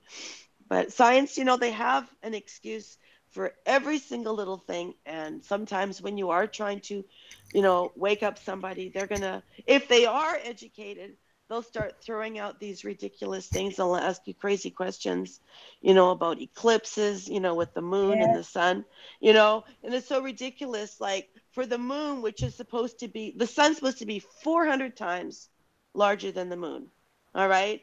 So if you think about it, if the moon is going to pass in front of the sun and cover the entire sun, how would that be possible? And they go, oh, it's because the sun is 400 times further from the earth. So they just balance each other out. Yeah. They always have the answer. And of course, you can't prove any of those things. That's like what they've agreed. This works in their heliocentric world. So that's the answer. And they'll get mad at you if you argue with that. It's all so bloody perfect, isn't it? They're Yet going to we have, argue with something that they haven't even looked up themselves. we have such strong empirical evidence, especially now the infrared photography. That's just, I it's so love that. brilliant. I Isn't it love that. amazing? It's so amazing. What are they going to say to that? We're talking 760 miles of view of the earth. That's Yeah. impossible. Yet they'll still argue, oh, well, because it's up in a plane, you can see further. Yeah, but not 760 miles. Never. Right. That's crazy. Then we have the space station. Are you that stupid? Haven't you ever seen the The space only station? thing is, Bling Bling, if you ever follow Enslaved by No Media, he reckons that it's all a lie. That when they say it's 10 miles away, it's 5 miles away. When they say that they're flying 7 miles up, they're not. They're 3.5 miles up, and everything is a lie. Well, It's all I a guess lie. that's possible. I wonder if there's any way to test that when you're flying. So we're not as big as they say we are. Basically, what he's saying. Well, I know for sure that if you go on like Google Earth, and you find like an airport, you find an airplane, and you start like pulling away from it, and I can't remember now how far away you can back up before you can't anymore on Google Earth, but there comes a point where and you're not anywhere near 250 miles away, yet you've lost sight way long before that of not only of the plane but of the large buildings next to the plane, and even the city that the plane is in. Like, there's no landmark, there is nothing, but yet they tell us that you can look up and see the space station that's 250 miles above our heads, Right. traveling at an insane speed of 17,500 miles an hour. Yeah. And you can just see that. And, people get their footage. And there was someone quite recently that had taken footage because the space station had, traversed the moon. So it was a good backlit, to be able to see it. And because you can see that little shape of whatever the heck that is that they're doing to trick us, that's the proof that the space station is real. And we're all idiots, because any day, you can look up on an app to find out where it is, and you can go out and look and see it traveling across the sky, or if you're lucky, you can see it, traversing like the moon or even the sun. I think we're going to have a sun eclipse actually here in San Diego. Is it it's the 8th, I believe, if I can remember. I think it's in the afternoon. It's going to give a partial traverse of the sun. So I do have my P900 here. I do have my solar lens here. And Wow. I don't have my tripod here. So if I could set it up somewhere where it would, it's very hard, when you zoom in on a P900, if you're not using a tripod, it is very, very shaky. Right. It's very, very difficult. But that's the first time that I've been watching these apps that I've had a chance to actually witness it going, with a backdrop of the sun or the moon. So I wanted to film that. I'm going to try if I could prop it up, even on the hood of Wayne's truck, if he's even here. So I've been telling people when I go out and do activism that the sun is possibly 9.3 miles from the earth. Yeah. And I just that number just stuck with me for some reason. But then, Karen, didn't you say that you knew someone who did some sort of research and that might not be that far off? Do you remember saying that to me? Was that you, Karen? Hello? Karen, did you go away? I don't know. Is she muted? Sorry, I unmuted myself and then it muted itself again. I was talking to myself. It was Martin. It was Martin Welcome Leakey. to the club. Martin? Yeah, what it was is that he's been looking at things and then working out that a lot of these things that are on there, like the emblem and I can't say the word now, you know what I just meant. The animals, all the squiggles, all these things that are sitting there, they're talking about electromagnetism. Right. And when he last came on our channel, he said that if they can only go 8 miles down, they can only go 8 miles up. But I mean, when they pick 93 million miles, it's probably 9.3 miles. Well, there could be some truth there, right? So I was looking for that. Did you say that was on a hangout with you, or when he said that? Yeah, it was the last hangout that Martin had with us. He was explaining that if we can only go 8 miles down, we can probably only go about 8 miles up. I'll look for that then. Thank you. But what about that app? Wasn't it Globebusters that talked about it? Now, I don't know which person actually, I think it was just, they talked about it that somebody in the community had this app and they were in like one state and their, I don't know, relative was in like Texas, and they both had this app that they could actually triangulate the moon and give the distance away, and they both came up with, was it 300 miles that they said the moon was above our heads? Well, if we can, and then they took the app to a professor. Bling. If we can see it in our sight, and we can only see for 5 miles roughly, and the things are in view, then they can't be very far away, can they? Well, sure. But then they took the app to a professor at a university, and he said, oh, yeah, this is a great app. It works really well. And then they brought up the fact of how they had measured the distance to the moon, and he was quite stunned. Yeah. You know, because he was singing the praises of this app. But I'm pretty sure they had said 300 miles, because I've heard 300, 3,000, and now you're saying... It started off like that. When I first came into Flat Earth, it was thousands. Then it went down to hundreds. Then it went down to 6.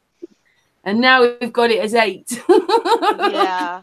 8 miles. It's come down rather a lot. But it's obvious what we see isn't very far away, because half the time it's in the clouds. True. No. Reflected off the clouds. Like, what is all this? No. You know, the clouds aren't very high up, are they? What, quarter of a mile, half a mile up? No, the clouds aren't, because you go through them so fast when you're flying. That's what I mean. They're not very far above your heads, are they? And the sun's dipping. Anyway, the other thing that amazes me with the sun is that most people don't realise that when they're looking at the sun, it's not that far above you. What I mean is, when have you ever had to look right up in the sky, like, oh, the sun's right up there? It's usually, you know, you see it easily in your view, don't you? You don't have to think, oh, look, it's right up there in the sky. It's never that, not really that high in the sky. Mm-hmm. Right. Or the moon. Right. Well, there's something that you have to realize, that there's a difference between the sun and light, because we'll go back to scripture. God created the light and darkness, and then he created the sun to rule the light. So there's a difference between those. And I think what the difference is, the firmament is like a big fiber optics. And I think that the light travels through the firmament, and it creates this light over an area that the sun is really not giving light to directly. So I that makes sense. I've watched videos when they're up in high altitude balloons and the dawn's coming. When the light comes, it could be vampires are coming out. You know, when that mist comes and you know, in the old horror movies, the mist would come across the floor. You know, that's how the light comes. It's like it's a gas, and it goes across the ground, and it just starts in front of you. Like, it's almost, it just lights up the land in front of you. It's a gas. Well, the And, ether. There's things that we didn't even acknowledge the ether. Einstein left it out of his theory of relativity. So there is a lot to be said about the ether and how it can transmit like messages to us. I mean, we all got this message somewhere. It wasn't just us. It was like, and like ESP and all this stuff, I think that we all are getting certain messages. Like we're getting the memo. God's memo. Yep, got the memo. Hey, it just made me think there with Sarah and her book. Sarah, have you been watching any of Martin Ken's stuff at the moment? No, I haven't. I'll send you the hangout when he's looking at his model, and he's got different realms and I'll please do. Yeah, definitely. I'll add it in. I might add it in. Yep. You'll have to tell me. It's nothing like my book. This is like my book. I said I'll send it to you, and you'll have to say, "Oh, that's quite like my book," or "That's nothing like my book." Or I might say, "Do you mind if I add this into my book?" I'm sure you won't mind. Thanks. Please send me the link. I'll have a look. I'll email it to you now. I think that he would like it. I'll definitely have to look into that. Yeah. So, ladies, I'll ask one by one. Sarah, do you think anything's changing where you live with Flat Earth? More people waking up, more people aware, not like. I can't say no. No, they're not. They're definitely not. Not here anyway. Not in my local area. That's for sure. No. What about you, Marilyn? Me? Yes. I was talking to my mother's investment broker today, and I said, how did it come up? It came up, and he was like all receptive to it. So I know that people are hearing about it, and it's not just for me, So it is being talked about, and I'm not saying everybody's accepting it, but they're looking into it. So yeah, it's getting out there. Mm-hmm. Oh. What about you, Bling Bling? Bling was flat smacking in Hollywood the other day. It's definitely getting out there. Now, some people, the ones that have open minds and a real open mind, they will look into it, and the evidence, as we know, is so compelling that once you start looking at it, you can't turn away from it. And then you get the odd person that's like, "What's that?" They're literally like, "No, what's that? Flat Earth? What's that?" And like, it's kind of cute, almost to me at this point when someone actually says, "What's that?" Because I do expect people to at least have heard of it at this point. But I often, when I've got a lot of different Flat Earth T-shirts, and I always go out shopping to the grocery store, always wearing it, and always strike up conversations in the lines when I'm, waiting my turn to pay. And the reception that I get is nothing short of amazing. Very rarely I will get someone who gets that look on their face. They tune you out. They're disgusted, and right away, oh, they got a closed mind, forget it. But, I'm happy to flat smack in groups now. I flat smacked my doctor's office last month when I was there. I'll be going back, I guess, on the 17th of this month, see what happens. I also flat smacked my other doctor's office and an MRI clinic that I went to. So I've been doing large groups of people. And out of all of the groups that I've done, I can only think of one lady that was actively listening, and then I saw her body language change, and she turned her head back towards her computer terminal and went back to doing her thing. So she was the only one out of these offices that gave me that type of a reaction. So it's definitely the way I am presenting it is making an impact. And of course, I always back it up with showing them some of the images that I do have on my phone that absolutely makes them think, okay, well, it looks like they are faking the space station. And that's a huge thing for people, because everyone, unless you've been, I don't know where you could be that you don't know about the space station, but most people do know about it. It's on the news so much that they're doing all these things with NASA. And when I point out to them the things that are so blatantly obvious that it's just such a deception, they're pretty stunned. So they're much more interested in knowing more, and I just point them in the right direction. And lucky for me, Nathan Thompson gave me a whole big stack of brochures when we were flat smacking, and so I have those to hand out now too.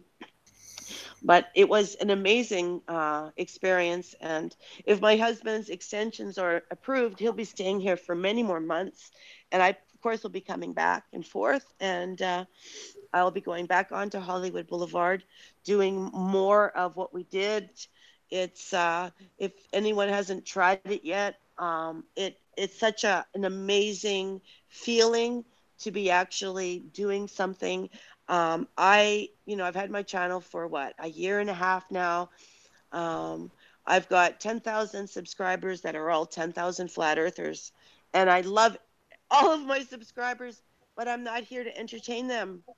I'm here to wake up people. I don't need to continue to spend thousands of hours researching and watching space footage to point out more things that are abnormal, to say, ha ha, look.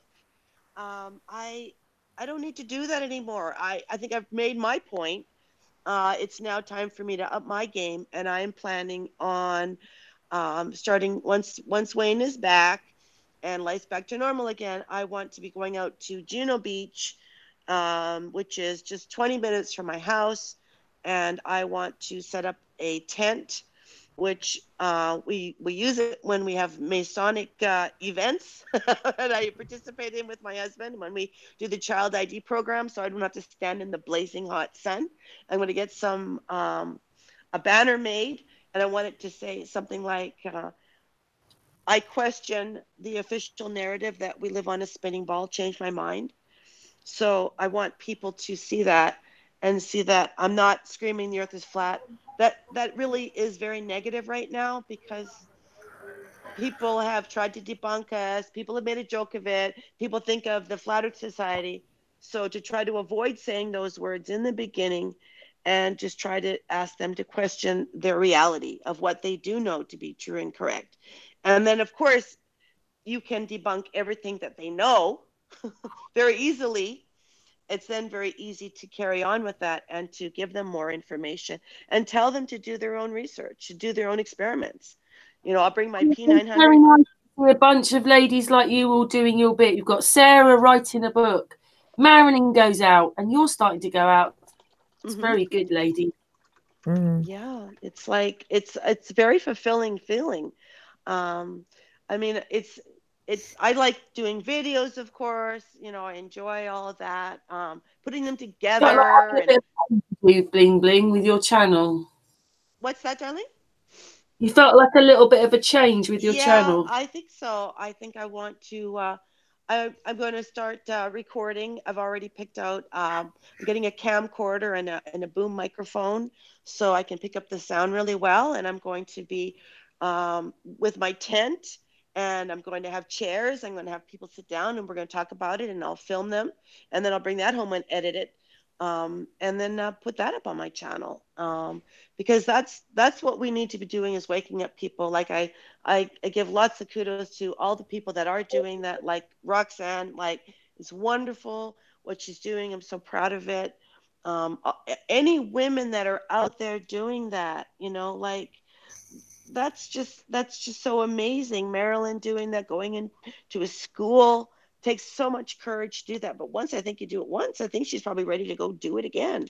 I mean, I would anticipate that she got the nerves out, and then she probably felt so darn good when she was talking. It's very empowering, when you're standing there and you're talking the truth.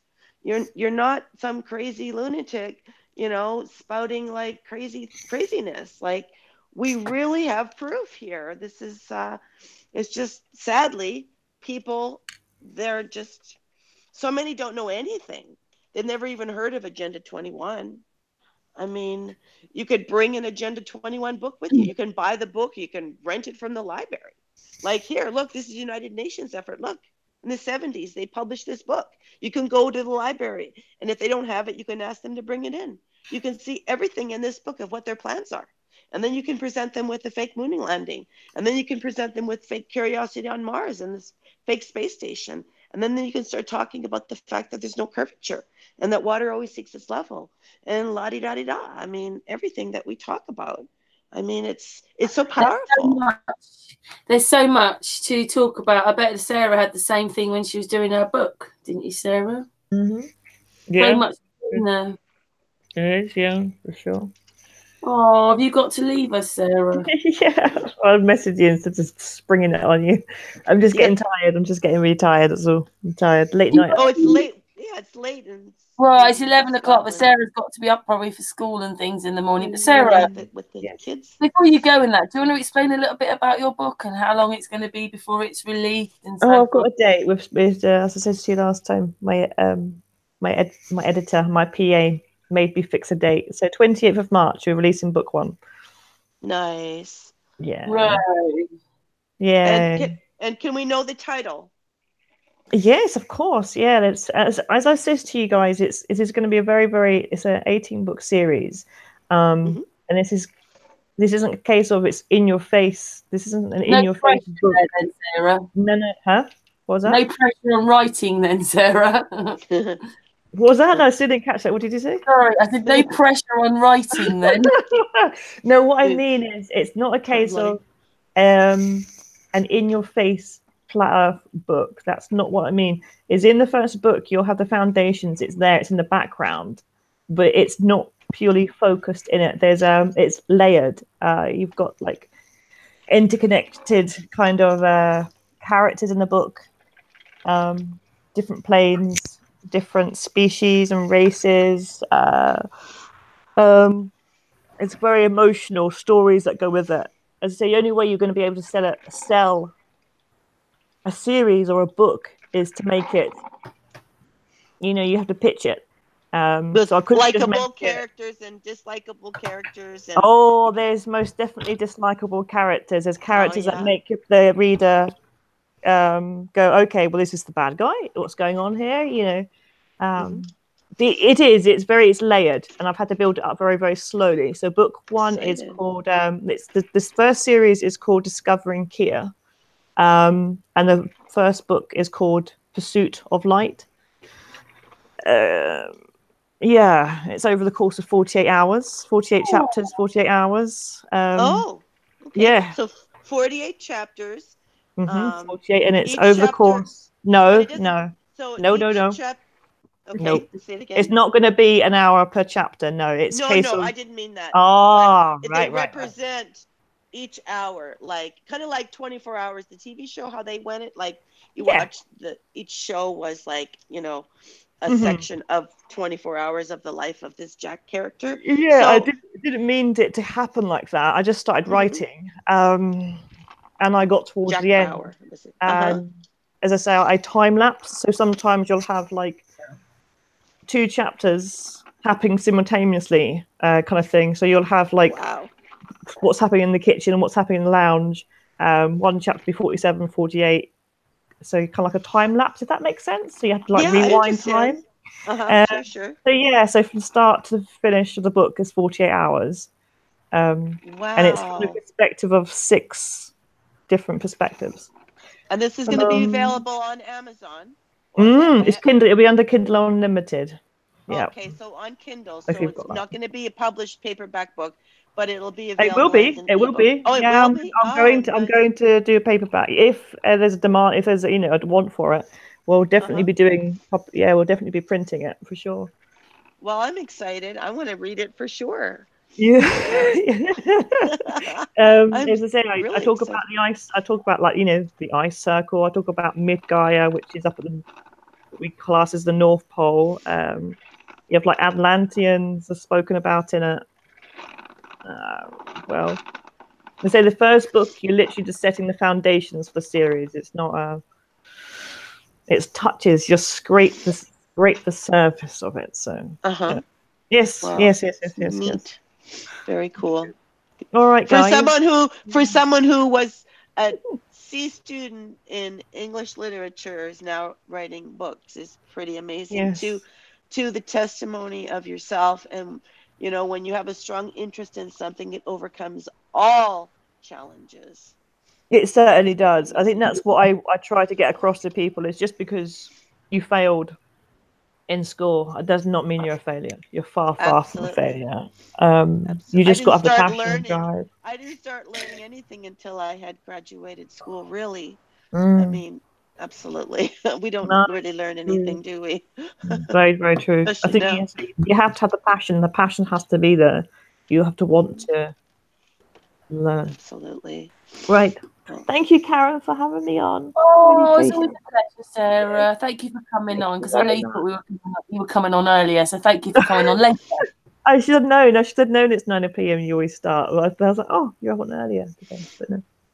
Oh, thank you for coming on. Been a pleasure. Thank you, Sarah. Thank you, ladies. I should nice to meet you, guys. And get us some photos, Sarah. I want to see these cliffs and all this. It sounds amazing. Just send them, email me to my email, bling, the BS of the ISS at gmail.com, or to Karen. I'd love to see that. It sounds so beautiful. For sure. Okay. All right, darling. All right, then. Take care, guys. Okay. All right. Good luck with the writing. Bye. Bye, darling. Wow, that is so ambitious. Writing a series of books. Yeah, I know. And also putting it in fiction, but it's the truth. No kidding, right? Well, whatever it takes, absolutely. Some people will read it, and a lot of people will think, "Oh, this is real," right away, because the conspiratory mind. So Bling, is real. Are you out there on the streets with some other people? Is it Pete and Peter, or somebody else is out there also in Hollywood? Oh yeah, I was out there with Flat Earth Dude. He's a wonderful guy. He's super nice. Made me feel so welcome. And we were out there with Nathan Thompson. And Lucy Lemons came out. I don't know if you've been in a hangout with her. Super nice gal, very nice. And there was a pile of people. There was a guy dressed in a NASA orange jumpsuit, like he was an astronaut. It was funny. He was like this sort of just like mocking them.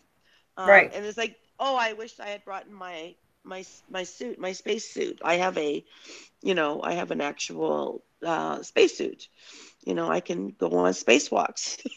So I wish I'd brought it with me. Maybe next time I'll bring it. Because, it's just the more attention we can get. Saw Bling, and she was saying to people, look, there's a fly on the outside of the ISS space station. How do you explain this? How can you explain this? I kept asking them, how could you explain this? If this is real, then why is that there? That doesn't belong there. Who is this man in this reflection? He doesn't belong there either. Right. And showing them augmented virtual reality, the white dots outlining a hand with a beach ball. Like, why are these dots here? I could take a photo of your hand right now, and we could take a screenshot of it, and you would never see any white dots outlining your hand. How can you explain this? And just it went on and on and on with a lot of different photos that I have ready to show people. And they're all speechless. It's like they can see. I'm showing them things that don't make any sense. Yeah, it amazes me when I come across somebody who actually believes that they put a Tesla car out in outer space. That's just wow. That's sad. Very sad. A real fanboy. We had some fanboys show up. A lot of people. 2 people that caught me eye right away wearing NASA T-shirts.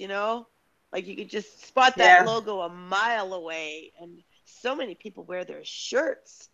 And he was drunk, one of those with the NASA thing on, and he said that he worked and he did the SpaceX. Do you remember? And he was lying. Contract. You know what he was talking about. He was rambling. I was holding him up. He was so drunk. It was so funny. But he won't remember probably talking to you, will he, the next day? No, that's what I pretty much told him.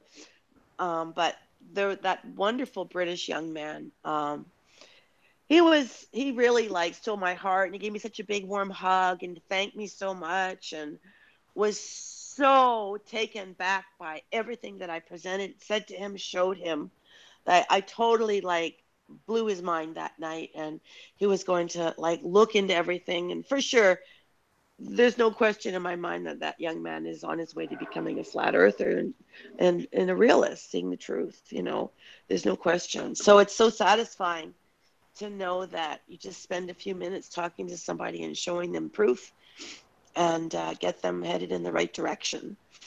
It's worth it. They're not so bold to call you a retard and say, I want to kill you and your family when you're on the street. you know they're not so bold. There's no keyboard warriors face to face. Yeah. It's a lot different. It's a lot better than getting beat up on your channel. Well, I'm sure if I post the videos and if I do this, of course, then their keyboard warriors are all going to come out and tell me what a retard I am. But they certainly were not doing that on the street. And like I was even chasing down Hollywood Boulevard after one guy because like, I'm not finished yet. I'm hobbling because, I have a very bad problem with my ankle right now. And I'm just hobbling along after this guy because I wasn't finished yet. He wasn't just going to dismiss me like that. One of the people there called me, you're a pit bull. You are a pit bull. So it's funny. I like Did the you thought. get to say what you wanted then, Bling Bling? Absolutely. And then they came back after and asked me for a cigarette. And we talked more. So it did make an impact. Because I'm making sense. I'm making sense to them. I'm like, you have to see this and look at this. Like, look at this. How can you explain this? They say they're doing this, but look what I have here. Anyone can find these things. You just spend enough time watching their footage and you will find these things. Now, of course, they're getting better and better at faking their way to the space station. But there's always going to be mistakes. We're humans. We make mistakes. We've got all these other people involved, with the production of the whole thing. And sometimes I wonder, maybe they're doing this on purpose, leaving these Easter eggs out for us to find. Well, they certainly have nothing to fear at this point. Yeah. They don't care. They don't care about their funds being taken away because the people funding them are the ones who are telling them to do this. So they really have nothing to lose, really, until all of us find out. When it's like what George H.W. Bush said, if they knew what we were doing, we'd have to run down the street because they'd lynch us. And that's the truth. I mean, yeah. And that's why it is so important for us to get out and tell as many people as possible. And this is what I cannot understand why the video celebrities, and I think you know who I'm talking about. Oh, it's the whole bunch of them. So they have all these big channels, and yet they don't support or promote activism. I know. And right? I have been after this. I've written letters. I've, said it to their faces, so to speak. And they're not like catching on to this idea. They're not really behind getting it hitting the streets, So I'm wondering, what is going on? Anybody with any business sense knows that your sales force is the most important part of your business. Without sales, you don't have a place for your product to go. So the sales force is always treated very special. So why they wouldn't promote us for what we're doing, why they wouldn't tell everybody to start doing what we're doing, I have no idea. Short of me saying that they're not with us. Who have you reached out to with the large channels, if you don't mind? And they Robbie Davidson and Mark Sargent. Oh. Yeah. I thought you meant some mainstreamers. So you're saying that you reached out to both of these people and they didn't respond to your email? Correct. Oh boy. Correct. Well, I don't know what to say to that. I got a half-hearted, nice job or from Mark Sargent on one of my videos. But I want to hear what I want is I want every one of them, every video they make at the end, make it like a signature that everybody should be out there telling exactly what I put on this video. This is new, important information. Go tell it. Go say it to somebody new, but I'm not hearing that. They're not, if they're too shy, which is something I actually got from one of these guys. Oh, I'm shy. I'm an introvert. Oh, really? Oh, really? I don't believe that. And then he says, oh, I used to be in sales. Well, then that's a lie because you can't be in sales and be an introvert. So, so I expect, and this is something I regularly do. I expect all you video celebrities to be promoting and supporting and encouraging activism. Okay. So there. Absolutely. Absolutely. It's becoming, I think it's going to be the new flat earth. I think we're going to fall away from continually rinsing and repeating and making all this content. There's enough content. We need to take it to the next level now. Right. So on Saturday, the 8th, there's going to be a rally in Philadelphia, Pennsylvania. So 11 o'clock at Love Park, which is right next to City Hall. So anyone listening to this, if you're near the Philadelphia area, get out there. Zoom Truth will be there. He's another channel, and I will be there. So we should have a really big rally, and there's also there's 80 vendors going to be there. So that's a draw to bring the community in. The people will be coming in for this Christmas village. So we're going to be hitting that whole area. Wow. Can you send me all of that information in an email and I'll put it up on my channel? Okay. What is your email? It's Bling Bling, the BS of the ISS, which is my name on YouTube, and it's at gmail.com. Send me all that information and I will upload something for you. And absolutely. Now, when is it? This Saturday. Oh, this Saturday? Okay. I wonder if I can do it can I do it on my phone? I'm going to try and do it on my phone. I didn't bring my laptop, but I'm pretty sure I know that I have, I don't have Final Cut Pro here, but I have another app. The one that, I know it's here. I'll find it. I got a million apps. I can't even look. They're like a blur, but I know I've got something here to make it, and I'll just upload it for you. So that should help. I don't know how many of my subscribers live in the Philadelphia area, but yeah, well, that's what we don't know. Whoever is on your channel or whoever channel, they could be from all over the place, and well, there could be. I can break it down. Like on my channel, I do get, I have all the stats. It tells me what percentage lives in this country, what percentage lives in America. Oh, okay. I don't know if it breaks it down into states. I never looked that deeply. I'm going to check that out today. Yeah, I don't pay attention to that too much. Mm-hmm. Yeah, I have 2 channels actually. Oh, okay. Well, what? So my viewership is split.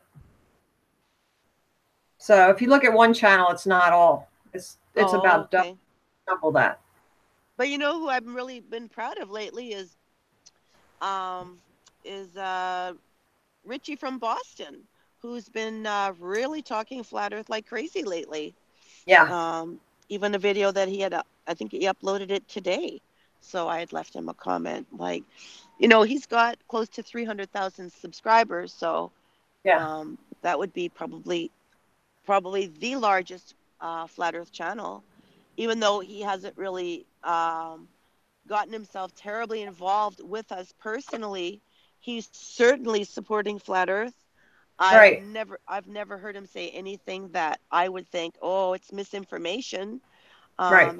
He does a great job, and he needs to get more credit for it. So yeah, I was quite excited to see that.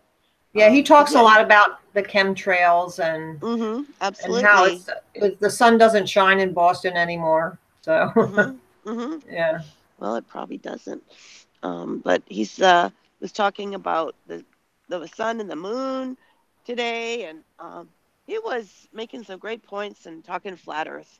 So he is a full-on flat earther, and he didn't lose his subscribers. I don't know if his channel was bigger when he started, but he certainly still has a very large channel. So Right. I think for a lot of these YouTubers, that is a concern for them to actually lose subscribers. Like maybe Yeah. this Paul Logan guy, maybe that's one of his worries. I mean, he already lost a whole bunch of his subscribers when he did that ridiculous thing over at the suicide forest Oh in, yeah. Japan. So maybe, he's scared to. Maybe he was being legit. I don't know. It's hard to tell. Well, the way but I look at it is that he has an outreach, and I think it takes 3 times someone hearing flat Earth to really take it seriously. So if he at all of his subscribers heard it once from him that about flat Earth, just the words flat Earth, that's enough. And so that's step 1. So then all those people need to do is be reached 2 more times, and they'll take it seriously. So I don't look at bad press as being bad. I look at it as any press is good press. Absolutely. So, yeah. And I'd love to know how many people have come to the truth through hearing it in a derogatory way on news, on the news, how hilarious the flat earthers are meeting again, blah, blah, blah. And maybe some of them have like, wow, it seems weird. Yeah. Like all these people, what's going on? Right. I'm going to look into it. And maybe they just happen to find the right video. If they Right. can get through all of the crap, Garbage. Right. Sadly, I mean, you've got to know that we are so right when you see what they have done to us. When you see that the Flat Earth Society gets shot right up to the top, when that should be buried behind hundreds of pages of popular YouTube videos. Right. Yeah, that goes straight to the top as soon as you research, Right. like in Google, Flat Earth. And that's another reason why we have the website flatearth101.com. So on all of the cards that I hand out, it says flatearth101.com and then /begin. So I say you type this whole thing in, and that's where you can begin your journey. Okay. And when they go there, they get the Eric Dubé 200 proofs. Then they get a time lapse of the sun. And then they get Skiba's Why You Think the Sun Sets with atmospheric refraction and whatnot. So I think those are the 3 most important that I thought would get somebody to really be serious about this. So yeah, that was a good selection. Yeah, and instead of going just to YouTube and say, oh, just look this up, we have an outlet to go. And it's going to be the right video. It's not going to be a false one. If you want to, is that your website? No, but I know Dave who runs it, Dave Gessner. And yeah, we work closely together. He lives fairly close to me here. It'd be nice to add David Weiss's app link on there. It is a free app. It's the Sun and Moon Clock, and it's incredible. And it's such a great reference to show people, because they're like, well, how does that work? And they want a visual reference. You can pull it up in real time, and it shows you where the sun and moon is on the earth right now. Okay. Traveling around you. It's really brilliantly done. And he has it for all phones now, so it's not just an iPhone app anymore. He has it for the Android phone now too. So great. Yeah, it's brilliant. I love the app. I mean, you can, I think it's $1.99 to get the premium, and it unlocks other features. I mean, we have to realize that it costs him money to make it. There's no free lunch. Oh, sure. You know, so it's so reasonable. Most apps are priced much higher than that, and they're not near as effective. I mean, this is about flat Earth and the truth, and it's only $1.99. So I suggest spend the $1.99 and get the premium and unlock those extra features. I did that right away, and it's just great. I really like the app. It's you can change the background. Check it out. It's really cool. I'll check it out. Yeah. everyone should have it. Cool. And you know, I'm just trying to think what else for people to look at. Oh, Well, the as a matter of infrared. fact, Go ahead. We do have an activist page on that website. So if you were to go to that website and just fill out a very brief little summary or application kind of a thing, you can be the activist for your state. We're trying to get all the 50 states. Yeah, we're going to have a roll call of all the 50 states and, you know, activists in each state. Yeah, so go and apply and get on there to put your face on there. You know, we've got Flat Earth Vegans. We've got the Boogeyman channel where Andrew and Beck, they live out here. And we've got John the Morgile that lives out. He wants to start doing activism. He lives in Stanford. Anyone who's not on there, if they start doing activism, it's a very minor requirement, and then you can be on the website. It's really awesome, cool. We're trying to get something similar to the tour that Roxanne and Harry and Jason did. So that's kind of going to be the basis for that, and then the tour will kind of evolve out of that. So the roll call first, Sure. So we can make sure that all the states are represented. Yes. That'd be so great to have a tour across North America, and Canada too. Like there's so many Canadian flat earthers. I mean, I am Canadian, but I have my green card. I live in Florida, but there's many flat earthers in Canada, so it's quite exciting considering it is an exciting time to be alive. It is, right? Right. I'm happy about it. I'm glad that I know I'm alive to see all this. Yeah, I feel so. Yeah, I mean, all the flat earthers. I can't imagine that they don't feel privileged to have this information, and like in the mission statement, which we never got to. Oh, right, right. I said that, you know, we feel we've been given a gift, and I do feel that way, that we were given a gift of this knowledge, and that it is our responsibility or duty to tell everyone, you know, tell everyone about this. So I hope you look up that mission statement on my channel. I'm going to. I want to read it. Yeah.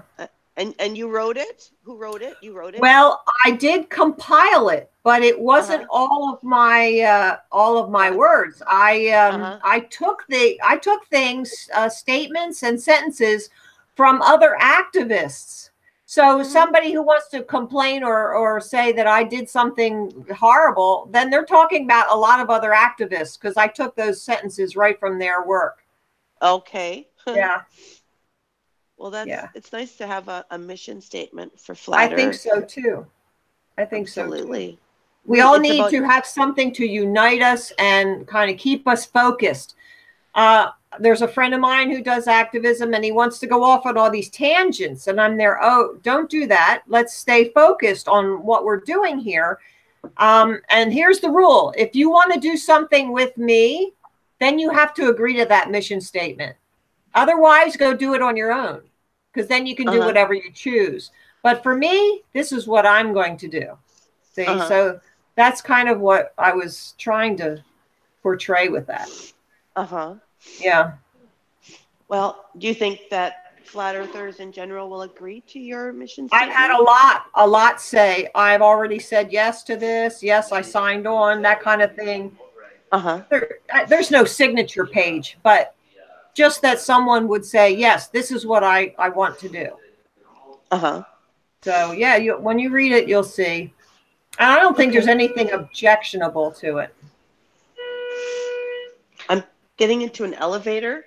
So I hope I don't get disconnected. It's worked before in the elevator, but it's. Can I just say that we've been going for 2.5 hours? So. Oh, that's enough. That's quite enough, Karen. Karen. Yeah, that's quite enough. Should we finish? Well, it's been really great. Sarah, Bling, Marilyn. We just lost Patricia, but she, again, has quite a lot of internet problems. But thank you everybody in the chat room. Ladies, do you want to say something? Like, do you want to, you got anything else? Are you like, you're going to go, is that in a few weeks, Bling Bling, with Boogeyman and that? Marilyn, when are you out next? And when are you flat smacking again, Bling Bling?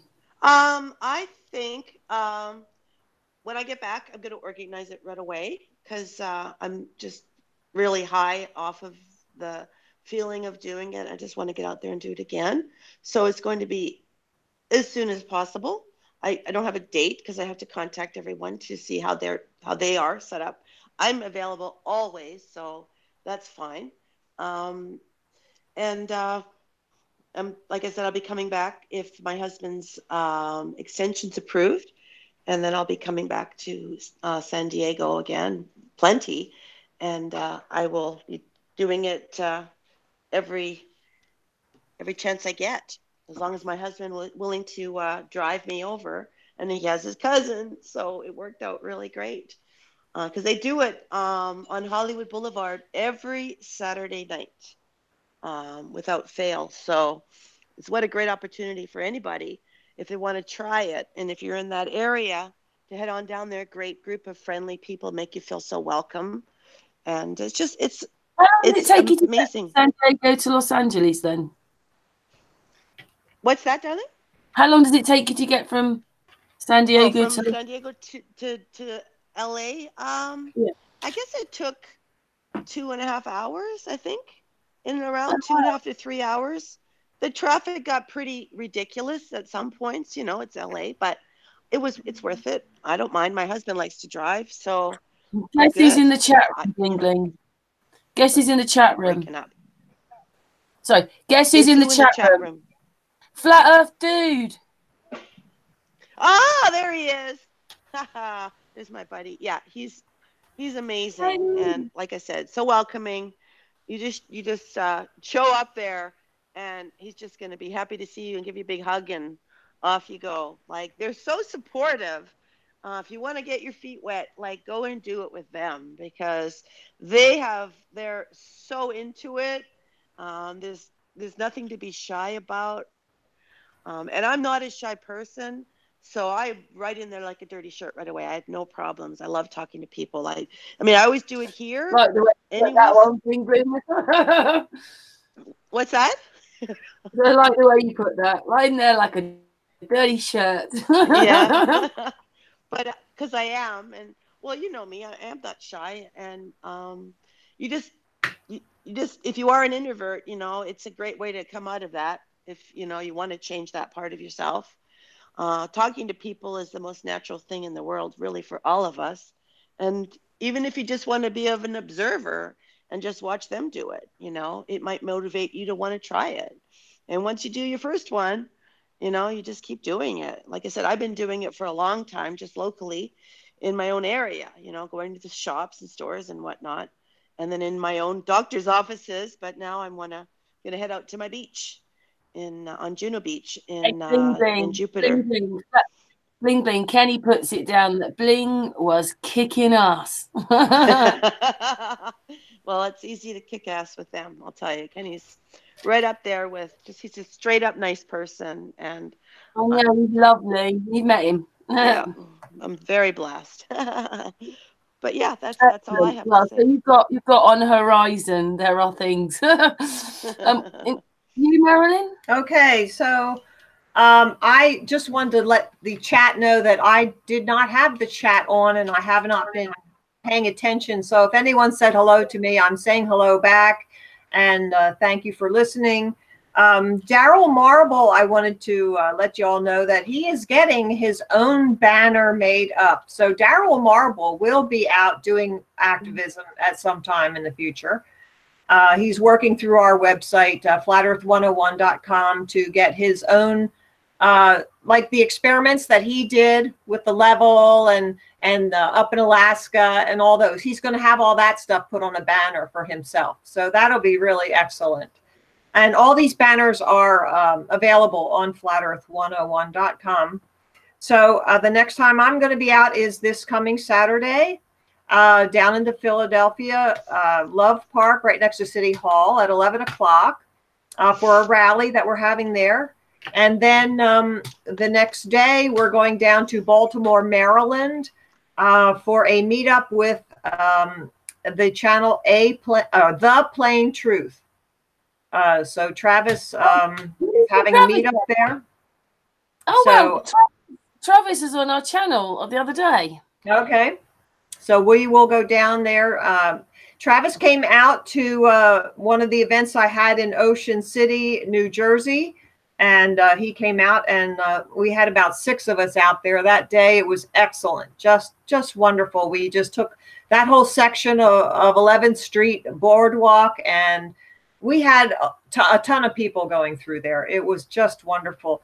And we also been up to Times Square, New York, and Jim Thorpe and the Poconos. We go all over the place. So yeah, that's where I'm going to be. And I'm also securing some other locations for the winter time that I'm not going to reveal what they are, but just keep tuned in, and you'll see in a couple of weeks where I've been. Hey, very nice. Nice. Well done, Marilyn. Okay. Anyway, Good job. well done. Anyway, ladies, thank you very much. And to those that have gone, Sarah and Patricia, thank you, chat room, Marilyn and Bling Bling. I know your name's Christine, but you're Bling Bling to me. Everybody calls me Bling Bling. That's my nickname. It's always been my nickname, so it's fine. Anyway, we'll say goodbye off air. All right. But we'll say goodbye on air now to everybody. Mwah! And we're back tomorrow with Dave Murphy. So see you tomorrow. Bye, chat room. Love you guys. See ya.